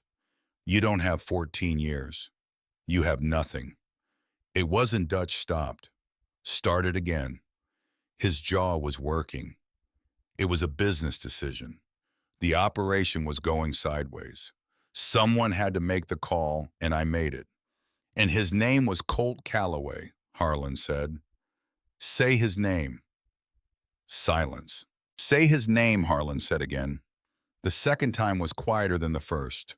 Quieter in the way that certain temperatures are colder than others, not in degree but in quality, in what they do to the things they touch. Dutch's jaw tightened. Something moved across his face. Not remorse. She was watching for remorse, and what she saw was not it. It was something adjacent to remorse, the shadow of it, the shape it leaves in a face that doesn't have access to the real thing. The expression of a man who has reached the end of his road and is processing that fact without the emotional equipment to process what it actually means. That was when he looked past Harlan and saw her. She hadn't meant to be visible. She had come around the corner with Briggs and stopped, and Briggs had positioned himself partially in front of her. But Dutch's eyes moved with the automatic efficiency of a man who has spent decades reading rooms for advantage, and they found her anyway. She watched the calculation happen on his face. Rapid, professional. The assessment of remaining options of what was still in his hand, of whether what was in his hand was enough. It happened fast, faster than the room could fully track. Dutch moved left around Harlan's outside using the half-second gap of Harlan's reaction time, the way a man uses a door that's closing, committed without hesitation. 4 steps. He covered the distance to Ren in 4 steps, and his hand closed around her arm, and she was in front of him before the room had finished processing the sequence, and the gun was at her head. Everything stopped. The specific crystallized stillness of a situation that has just become unnavigable by any normal set of rules. 40 men and Conrad Fay and the remaining contractors, all of them suspended in the sudden reconfiguration of the moment, all of the previous calculations voided, all of the trajectories redirected by 4 steps and a hand and a gun. Harlan had gone absolutely motionless. His eyes were on her face, not on Dutch, not on the gun on her face. And what she saw in his expression was something she had glimpsed throughout the night in brief flashes, but had not seen this clearly until now. The cost of allowing something to matter. The specific terrible exposure of a man who has spent years building walls between himself and that cost, and is now on the wrong side of them. "Let her go," Cole Harlan said. Cole, the given name, the name before the road name, the name from before whatever Dutch Mercer had been, before he became Dutch Mercer. "I walk out of here," Dutch said. His voice was not flat. It was the voice of a man playing his last card and fully aware of how thin it is. "I walk out with her. I get to a vehicle. I get distance. Then I let her go. That's the trade." "That's not a trade," Harlan said. "That's a request. Call it whatever you want." "If I let you walk out this door with her," Harlan said, "you don't let her go. You know that. I know that. Everyone in this room knows that. So the negotiation you're proposing doesn't exist." Dutch's grip on her arm tightened. She felt the pressure of it, the physical specificity of a frightened man's hand, the force of someone who has run out of good options and is holding on to the last bad one with everything he has left. She could feel his breathing against the side of her head. Fast and shallow, the respiration of someone whose body is running on adrenaline, and the kind of desperation that arrives when a person realizes that the story they've been telling themselves about how things would go has turned out to be wrong. She was afraid. She was genuinely, completely physically afraid, not in the managed, functional way she had been afraid all night, the fear that coexisted with action because she had no choice. This was the fear that arrives when you are no longer in control of what happens next, when the next moment has been taken out of your hands. And underneath the fear, something else was happening. She was thinking. She was thinking about 11 recordings on a $20 device wrapped in electrical tape. She was thinking about Colt's voice in the 7th recording when he talked about Dutch, not in anger, not in the tone of someone documenting betrayal for the record, but in the measured, sorrowful tone of someone who had known this person and was now trying to understand how knowing someone could fail to tell you the thing that mattered most about them. He'd said the thing about Dutch is that he telegraphs with his left hand. You want to know what he's actually doing, watch the hand he's not showing you.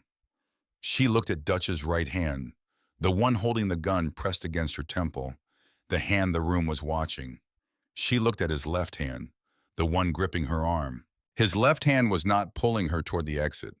It was pulling her slightly incrementally with the subtle direction of someone who is creating motion without appearing to create it toward the substructure access door. The open door, the one that led down. "He's not trying to escape," she said. Her voice was steadier than she expected, steadier than she felt. But the steadiness wasn't performance. It was the specific calm that arrives when you understand what is actually happening, And understanding gives you somewhere to put the fear. He's not trying to get out of the building. He needs something in those rooms. Dutch's grip on her arm changed. A small spasm of pressure there, and gone in under a second, but she felt it, and it confirmed what she had just said. Files, she said. She was working it out in real time, her voice level keeping Harlan in her peripheral vision. Evidence. Something he's been keeping down there that connects him to Faye as much as it connects Faye to him. He's not holding me hostage to walk out. He's holding me hostage to buy time to destroy something. She looked at Harlan directly. He's not trying to escape. He's trying to reach the substructure. Dutch's right hand, the gun hand, moved. Not much, not a deliberate reorientation. More like the instinctive physical response of a body whose attention has just been split between two things it cannot simultaneously manage. A fraction of a second in which the pressure of the gun at her temple shifted by 1.5 degrees. She dropped straight down. Not forward, not sideways. Straight down, knees hitting the concrete floor with a force that she would feel for the next 3 days, but did not feel in the moment, ducking completely out of his grip. In the single instant, his attention had fractured between her and the room, and the gun, and the collapsed architecture of everything he had been trying to hold together. The gunshot went high and wide. She heard it hit somewhere in the ceiling, heard the ceiling respond, pressed herself flat against the floor with her hands over her head, and held very still while the room above her resolved itself. It took less time than she would have expected. She heard Harlan move, felt the displacement of air that the coordinated movement of many people creates when they all commit to the same direction simultaneously. Heard a sequence of sounds that she did not try to individually identify. Heard Dutch's voice, once sharp, wordless, and then not again. When it was over, Briggs's hand was on her shoulder. Up, he said. You're okay. Up. She got up. Dutch was on the floor. Harlan stood over him. The gun was somewhere else. Dutch was not unconscious, but he was not going anywhere, held down by two men who were considerably larger than the situation required, using the excess as emphasis. On the far side of the room, Conrad Faye had his back against the wall. His composure, which had been remarkable throughout, the composure of a man who has spent years in situations where composure was the only currency that mattered, was showing its first real fractures. She could see it in the set of his shoulders, which had lost the certainty they'd carried when she first saw him. She could see it in his eyes, which were moving around the room with the rapid, recalculating quality of someone who has run every remaining option and keeps arriving at the same answer. He had no moves left. She walked across the room toward him. She was aware of the floor under her feet, of the fluorescent light above, of the specific quality of the air in this space. She stopped 6 feet from Conrad Faye, and she looked at him directly. He looked back at her. He was taller than his photograph had suggested. His face up close had the organized blankness of a man who has trained himself not to give things away and has been doing it for so long it has become structural. He said, I know who you are. I know who you are too, Ren said. A pause. Then he said in the measured tone of someone making a professional assessment, You're more capable than I accounted for. He said it without inflection. Not as a compliment, as a statement about his own miscalculation, the way a careful man notes a variable he failed to include. You forgot about Colt, she said. You controlled the information. You controlled the witnesses. You controlled the evidence and the systems that processed it. But you forgot that he planned for the possibility that he wouldn't make it out. And he planned specifically for me. She held his eyes. A man who records the truth and hides it in a boot isn't afraid of you, she said. He's afraid of you winning. Those are different things. And he made sure you wouldn't. Faye was quiet for a moment. He looked at her with the expression of a man encountering for the first time in a very long career a variable he had not known to account for. Not because the variable was beyond his intelligence, because it was beyond his imagination. He had built his operation on the assumption that people who were afraid stayed afraid, that people who were isolated stayed isolated, that the machinery of fear and silence was self-sustaining once properly set in motion. He had not accounted for a 23-year-old woman who poured coffee and told the truth. You already lost, she said. You just don't know it yet. He said nothing. He had made his calculation. The USB drive was outside this building. She saw the moment he arrived at this conclusion, the small, precise adjustment in his expression that told her he had just confirmed what he'd suspected since the lights went out on his contractor vehicles. Ward had gotten clear. The evidence was beyond phase reach now. Resistance was addition of charges without alteration of outcome. He put his hands up. It was quiet. The specific quiet of a situation that has completed itself. Harlan appeared at her side. He looked at Faye with an expression she couldn't fully classify. Not satisfaction, not anger. Something more neutral and more permanent than either of those. The expression of a man closing a very long account that has been open too long. Then he looked at Wren. "Go," he said. She went. The substructure door was open. She went through it and found the stairs 14 steps. She counted them as she descended, her hand on the wall because the stairwell was narrow, and the light here was a single fixture at the bottom that threw more shadow than illumination. The air changed as she went down. Heavier, stilled. The air of a space that has been sealed from the movement of the world above it, that has been holding whatever was put into it without exchange or renewal for longer than it should have held anything. Briggs was behind her with a light. The corridor at the bottom was narrow and concrete and had 3 doors on the left side. They were identical, the same gray metal, the same handle design, the same absence of markings. Nothing that said what was behind them. Nothing that acknowledged that anything was behind them at all. She moved past the first door. She moved past the second. She stopped at the third. Her hand went to the handle, and she couldn't move. She stood there with her palm against the cold metal, and she could not make herself turn it. And she understood this not as failure, but as the body finally being honest about what this moment cost. Every morning for 6 months, she had gotten up and made herself functional, had pressed the grief flat, and kept it there through the sheer force of having things to do. Every report filed, every phone call made, every shift worked with the loss sealed beneath her sternum like something she'd learned to breathe around. Every night she'd lain awake running Colt's face through her mind to make sure she still had it exactly right, because letting it blur felt like the beginning of letting go. All of that was on the other side of this handle. If the room was empty, it was over in a different way than she had let herself consider. If the room held what she had been moving toward for 6 months, she thought about Colt teaching her to ride a bike on the cracked sidewalk outside their mother's house. The way he'd held the back of the seat and then let go without telling her, and she'd ridden half a block before she realized she was doing it alone. And when she looked back at him, he was standing in the middle of the sidewalk, grinning with his arms crossed, and she'd been furious and exhilarated in equal measure, and she'd never quite forgotten the feeling of both at once. She thought about her 16th birthday when he'd worked a double shift to buy her the camera she'd mentioned once and hadn't thought he'd remembered.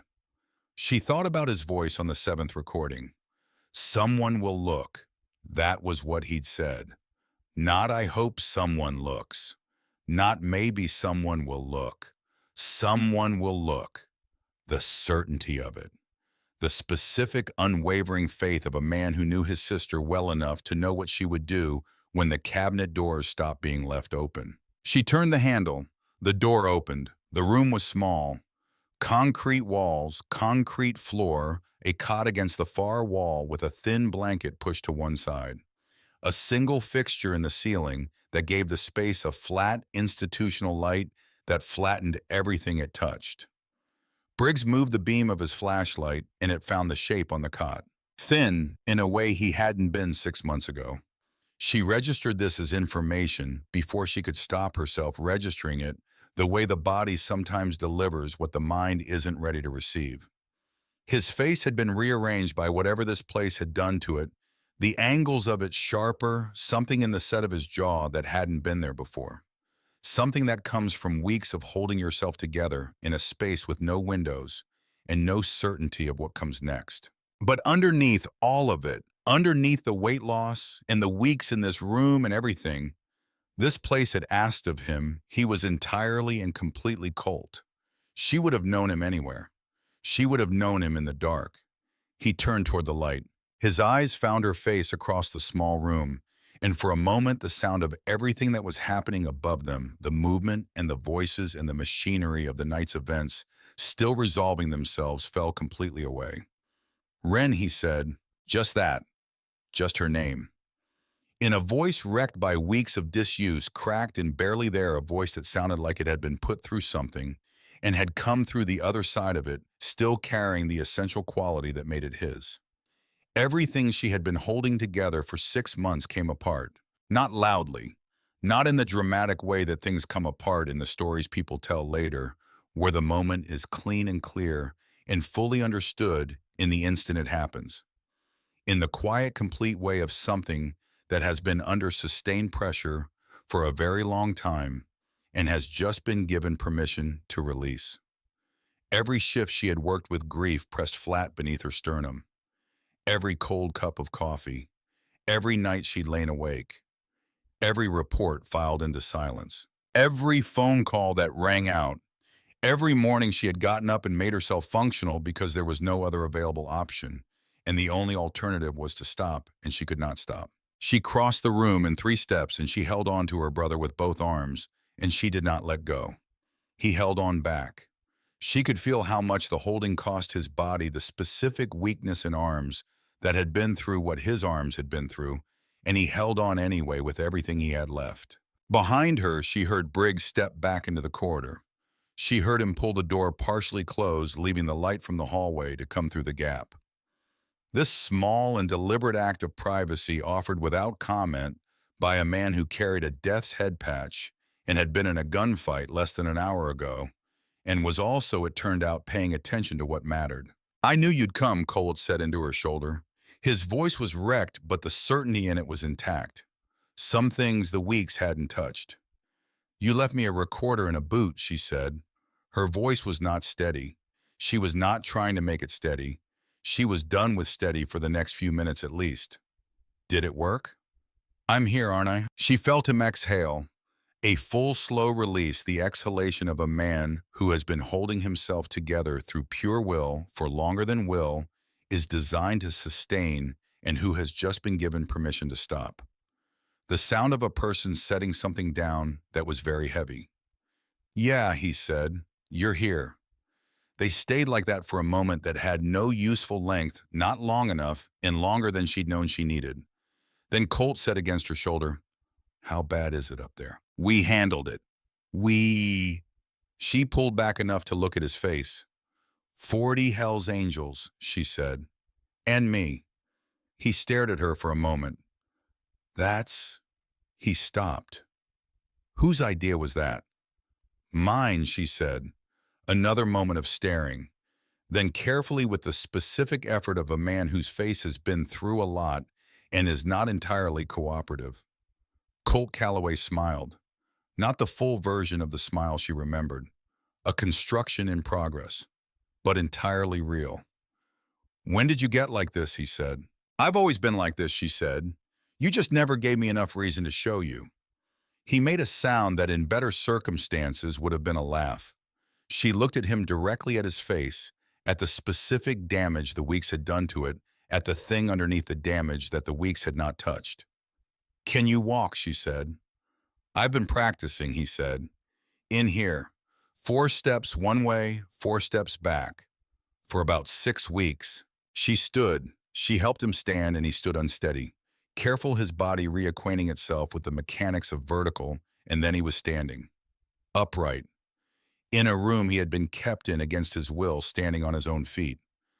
They went up the 14 stairs together, slowly.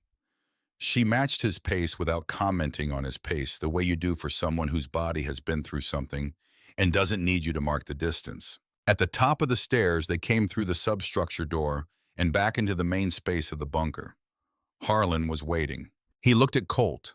Colt looked at him.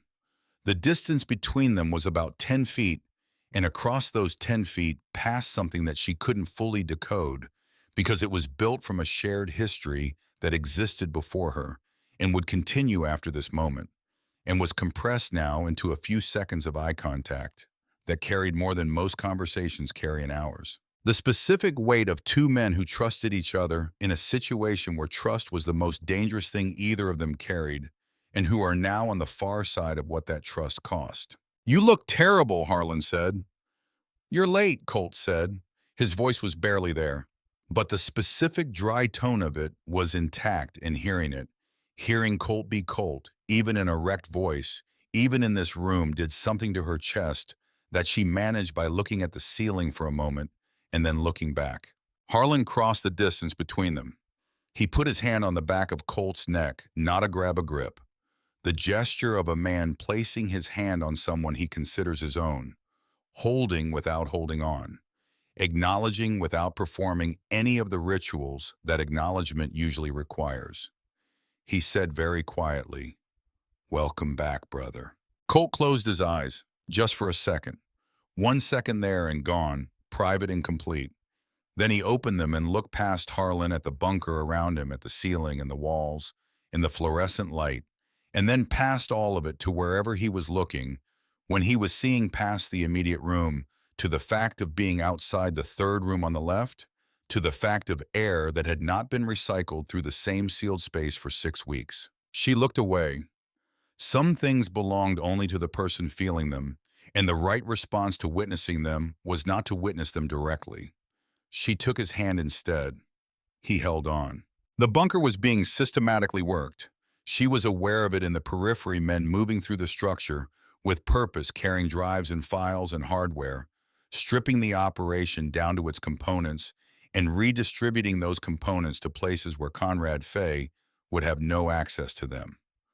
3 years of evidence that had been buried under Nevada because it was too specific to exist anywhere with a visible chain of custody.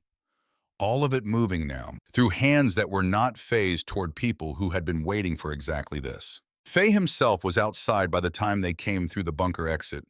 She saw him standing between two of Harlan's men in the pre-dawn dark, his composure restored to something approaching its original architecture. He was already doing the math on what came next. She could see it already calculating his position for whatever room he would eventually sit in, already constructing the version of events that served him best. It was what men like him did. It was possibly all they knew how to do. She let herself look at him for a moment. He had taken her brother and put him in a room below the ground. He had done this as a tactical decision with the detached instrumentality of someone for whom people are variables in a calculation rather than facts in the world. He had built a career on the assumption that control was comprehensive, that if you controlled the information and the witnesses and the evidence and the systems that evaluated all three, you controlled the outcome. He had not accounted for the sister. She looked away from him and did not look back. Dutch was elsewhere. She didn't seek him out. She had nothing she needed to say to him that would change anything, and she had learned in 6 months of grief that the words you say to people who cannot receive them are spent on the wrong account. The anger she felt about Dutch Mercer was real and specific, and she would carry it for a long time, and carrying it was something she had gotten competent at. She would find a way to set it down eventually, or she wouldn't, and either way it was hers to manage and not his to witness. She walked out of the bunker into the cold Nevada air, and she stood next to Colt, and they both looked at the sky. The east was beginning to lighten. Not sunrise yet, that was still half an hour away, maybe more. But the specific blue that precedes sunrise, the sky's announcement of its intentions before the sun has cleared the horizon. A color that exists in that hour and no other, that you can only see if you are awake at the right moment, in the right place, which most people aren't. Colt looked at it for a long time without speaking. She let him look. Some things required no narration. Some things were just themselves, and the best thing you could do was stay present while they happened. The drive back to Hollow Creek took 2 hours. Colt slept for most of it, his head against her shoulder in the back of the van, his breathing slow and uneven in the way of someone whose body is conducting serious repair work and has commandeered every available resource for that purpose. She didn't move. She sat completely still and let him sleep against her and watched the desert lighten outside the windows as the sun began its climb.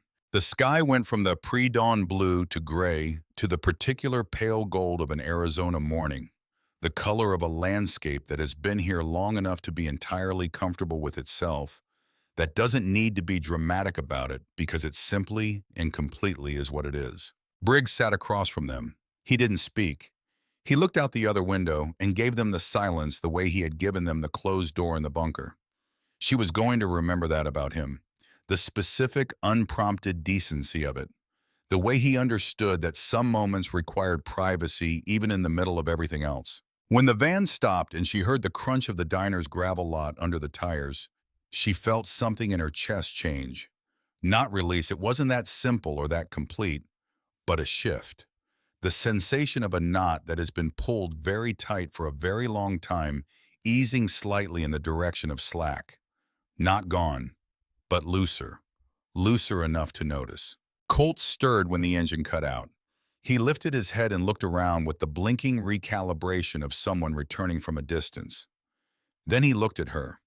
She watched his face do what it had been doing since she found him in that room, confirming in small and involuntary moments that she was real, that this was real, that the thing he had been holding on to in the dark had turned out to be true. "We're home," she said. He looked out the window at the diner. At the boarded front window, the plywood painted over in a color that didn't quite match. At the Route 66 sign still standing at the edge of the lot.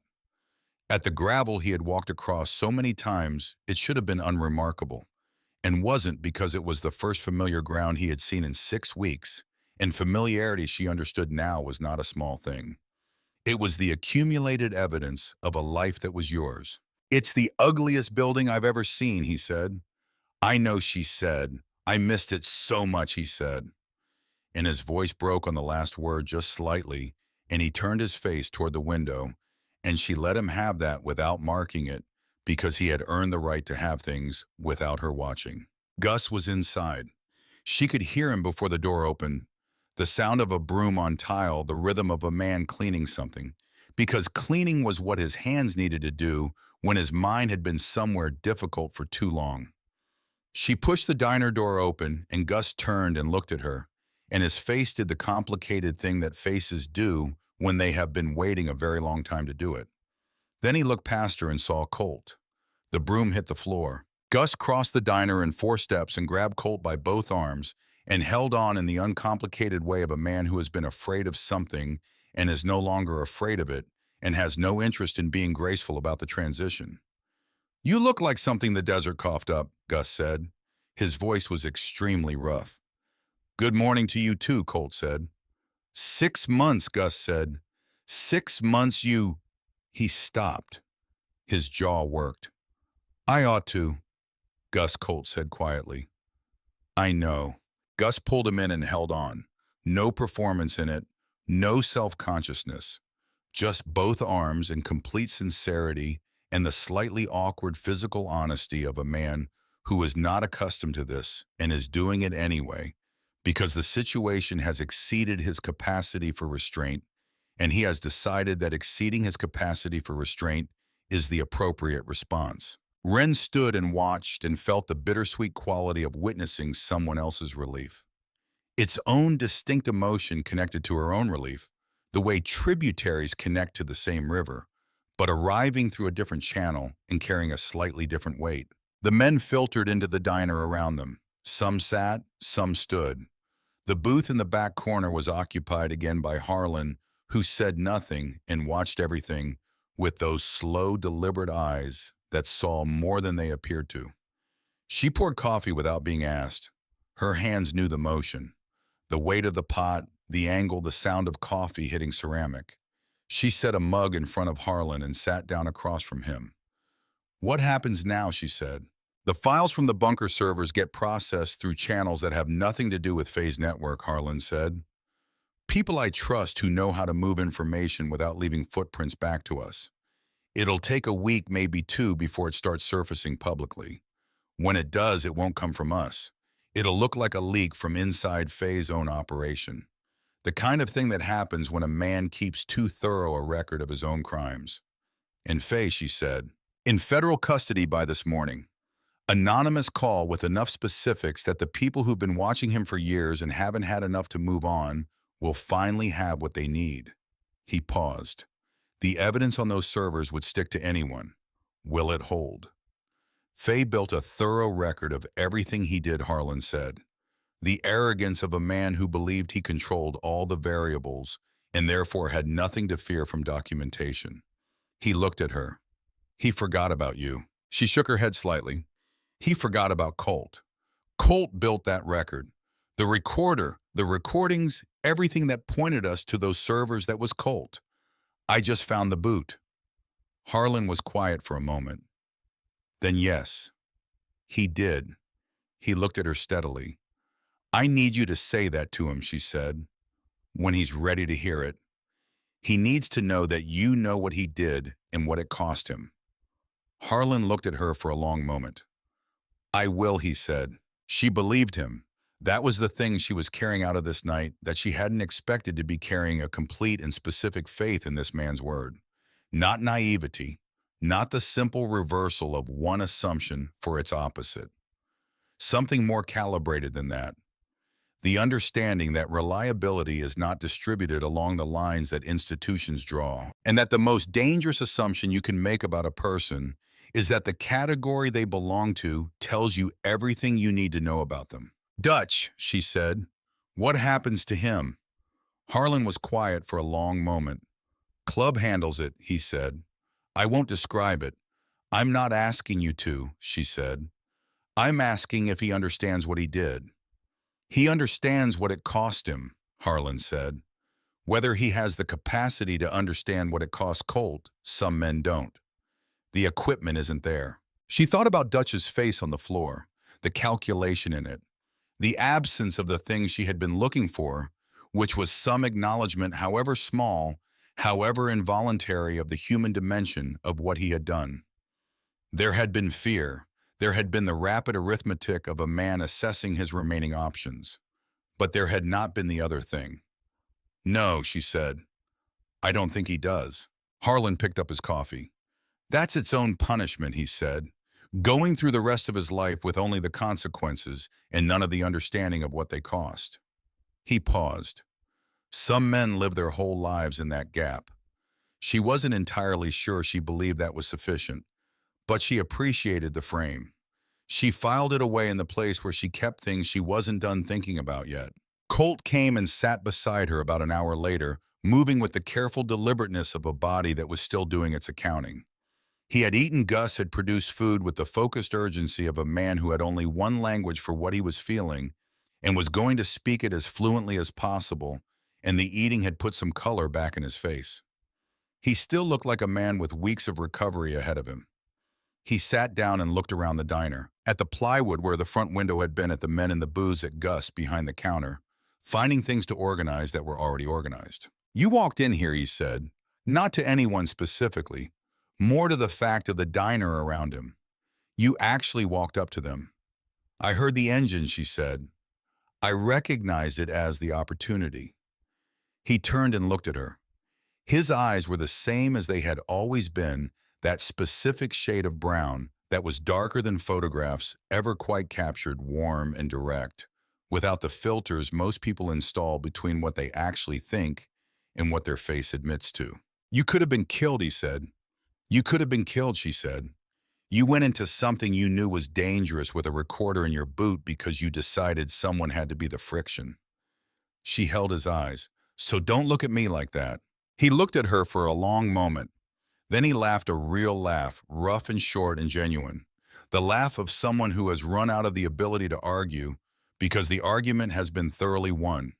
And he put his arm around her shoulders, and she leaned into it, and they sat like that for a while in the diner that smelled like coffee and fresh plywood while the Arizona morning finished arriving outside the windows. The completeness of it was not the same as tidiness. Nothing about any of it was tidy.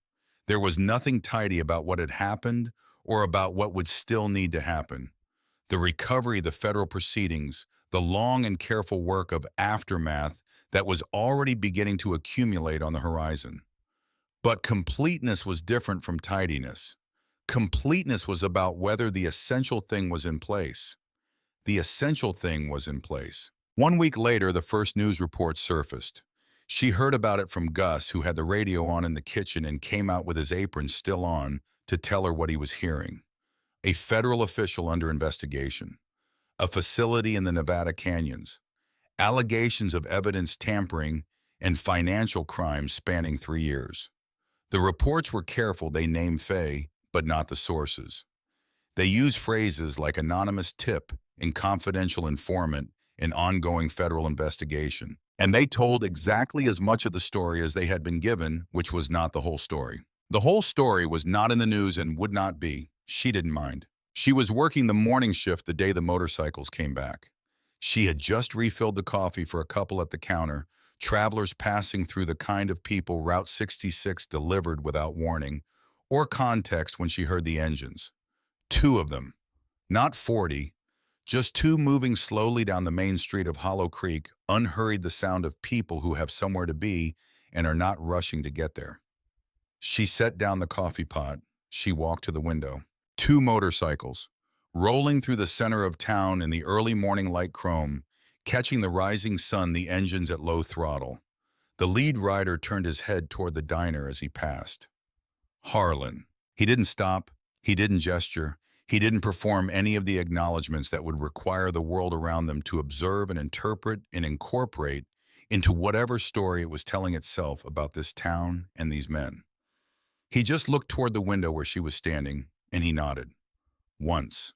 Small, deliberate, completely unambiguous. Not at a waitress, not at a civilian who had wandered into something she didn't fully understand. Not at someone to be managed or protected or accounted for. At a person he respected. At someone who had done what needed doing and had done it without being asked and had carried the weight of it from start to finish without putting it down. She nodded back. He rode on.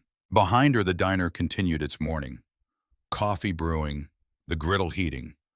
Gus in the kitchen beginning his rhythm, the familiar sounds of a man who has been doing the same things in the same space for a long time and has made his peace with the repetition, because the repetition is not a limitation, but a practice. The television above the counter was running a cable news segment about the federal investigation. The anchor's voice, smooth and practiced, presenting the story with the careful neutrality of someone who has been given facts and not context. A federal official, a facility, an investigation that had surfaced from what appeared to be a source within the operation itself. She was standing 10 feet away. The primary reason the investigation existed was standing 10 feet from the television refilling the couple's coffee. She picked up the pot. She topped off their cups. She smiled wide enough to mean it because she meant it. Anything else, she said. Just the check, honey, the woman said. We've got miles to cover. Don't we all, Wren said. She wrote it out. She set it on the counter. She turned toward the kitchen. Colt was in his booth. The corner one, the booth he had always claimed as his on the days he came in, positioned so he could see both the door and the window, which she had always attributed to a general preference for information, and now understood as something more specific, something that had been there long before any of this, and had simply been waiting for her to understand what it meant. He was sitting with both hands around his coffee mug, watching the window where the motorcycles had been. He had heard the engines. She knew from the set of his shoulders that he had heard them and had sat very still and let them pass. He hadn't moved, just sat and watched and let them go by and let the silence after them settle. You okay? She said. He looked at her. The look he'd been carrying since the bunker, gratitude, and something more complicated than gratitude.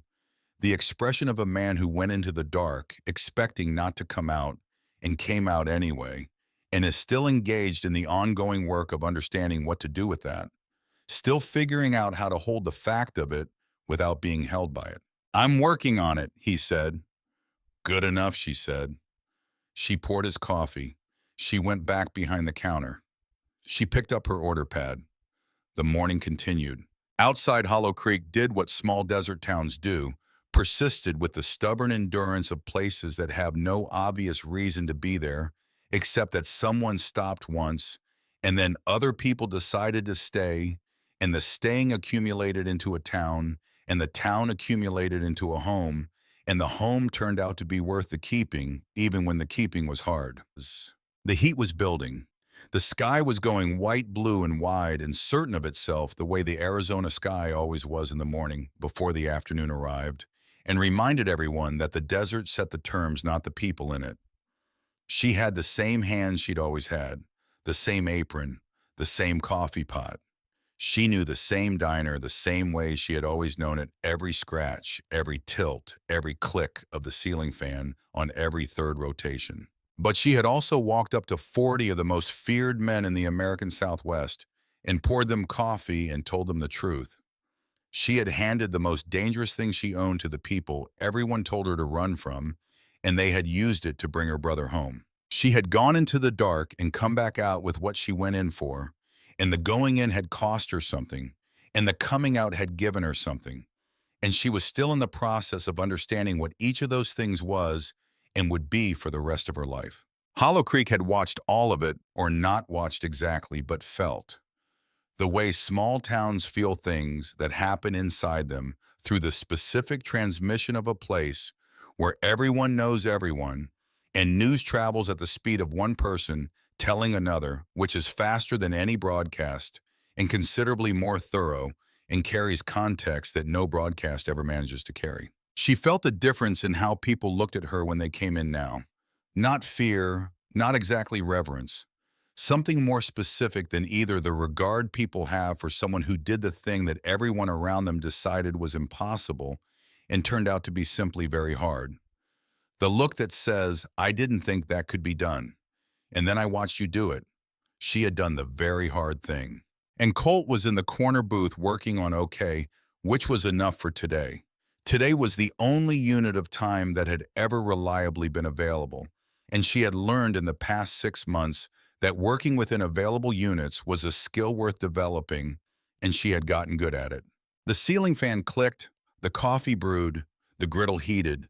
Gus sang something in the kitchen that he would deny having been singing if she mentioned it. A truck pulled into the lot outside, and the driver got out and stretched in the early heat and pushed through the door and settled onto a stool with the sigh of a man who has been driving for a long time and has been thinking about coffee for the last 30 miles and has finally arrived somewhere he can stop thinking about it and just have it.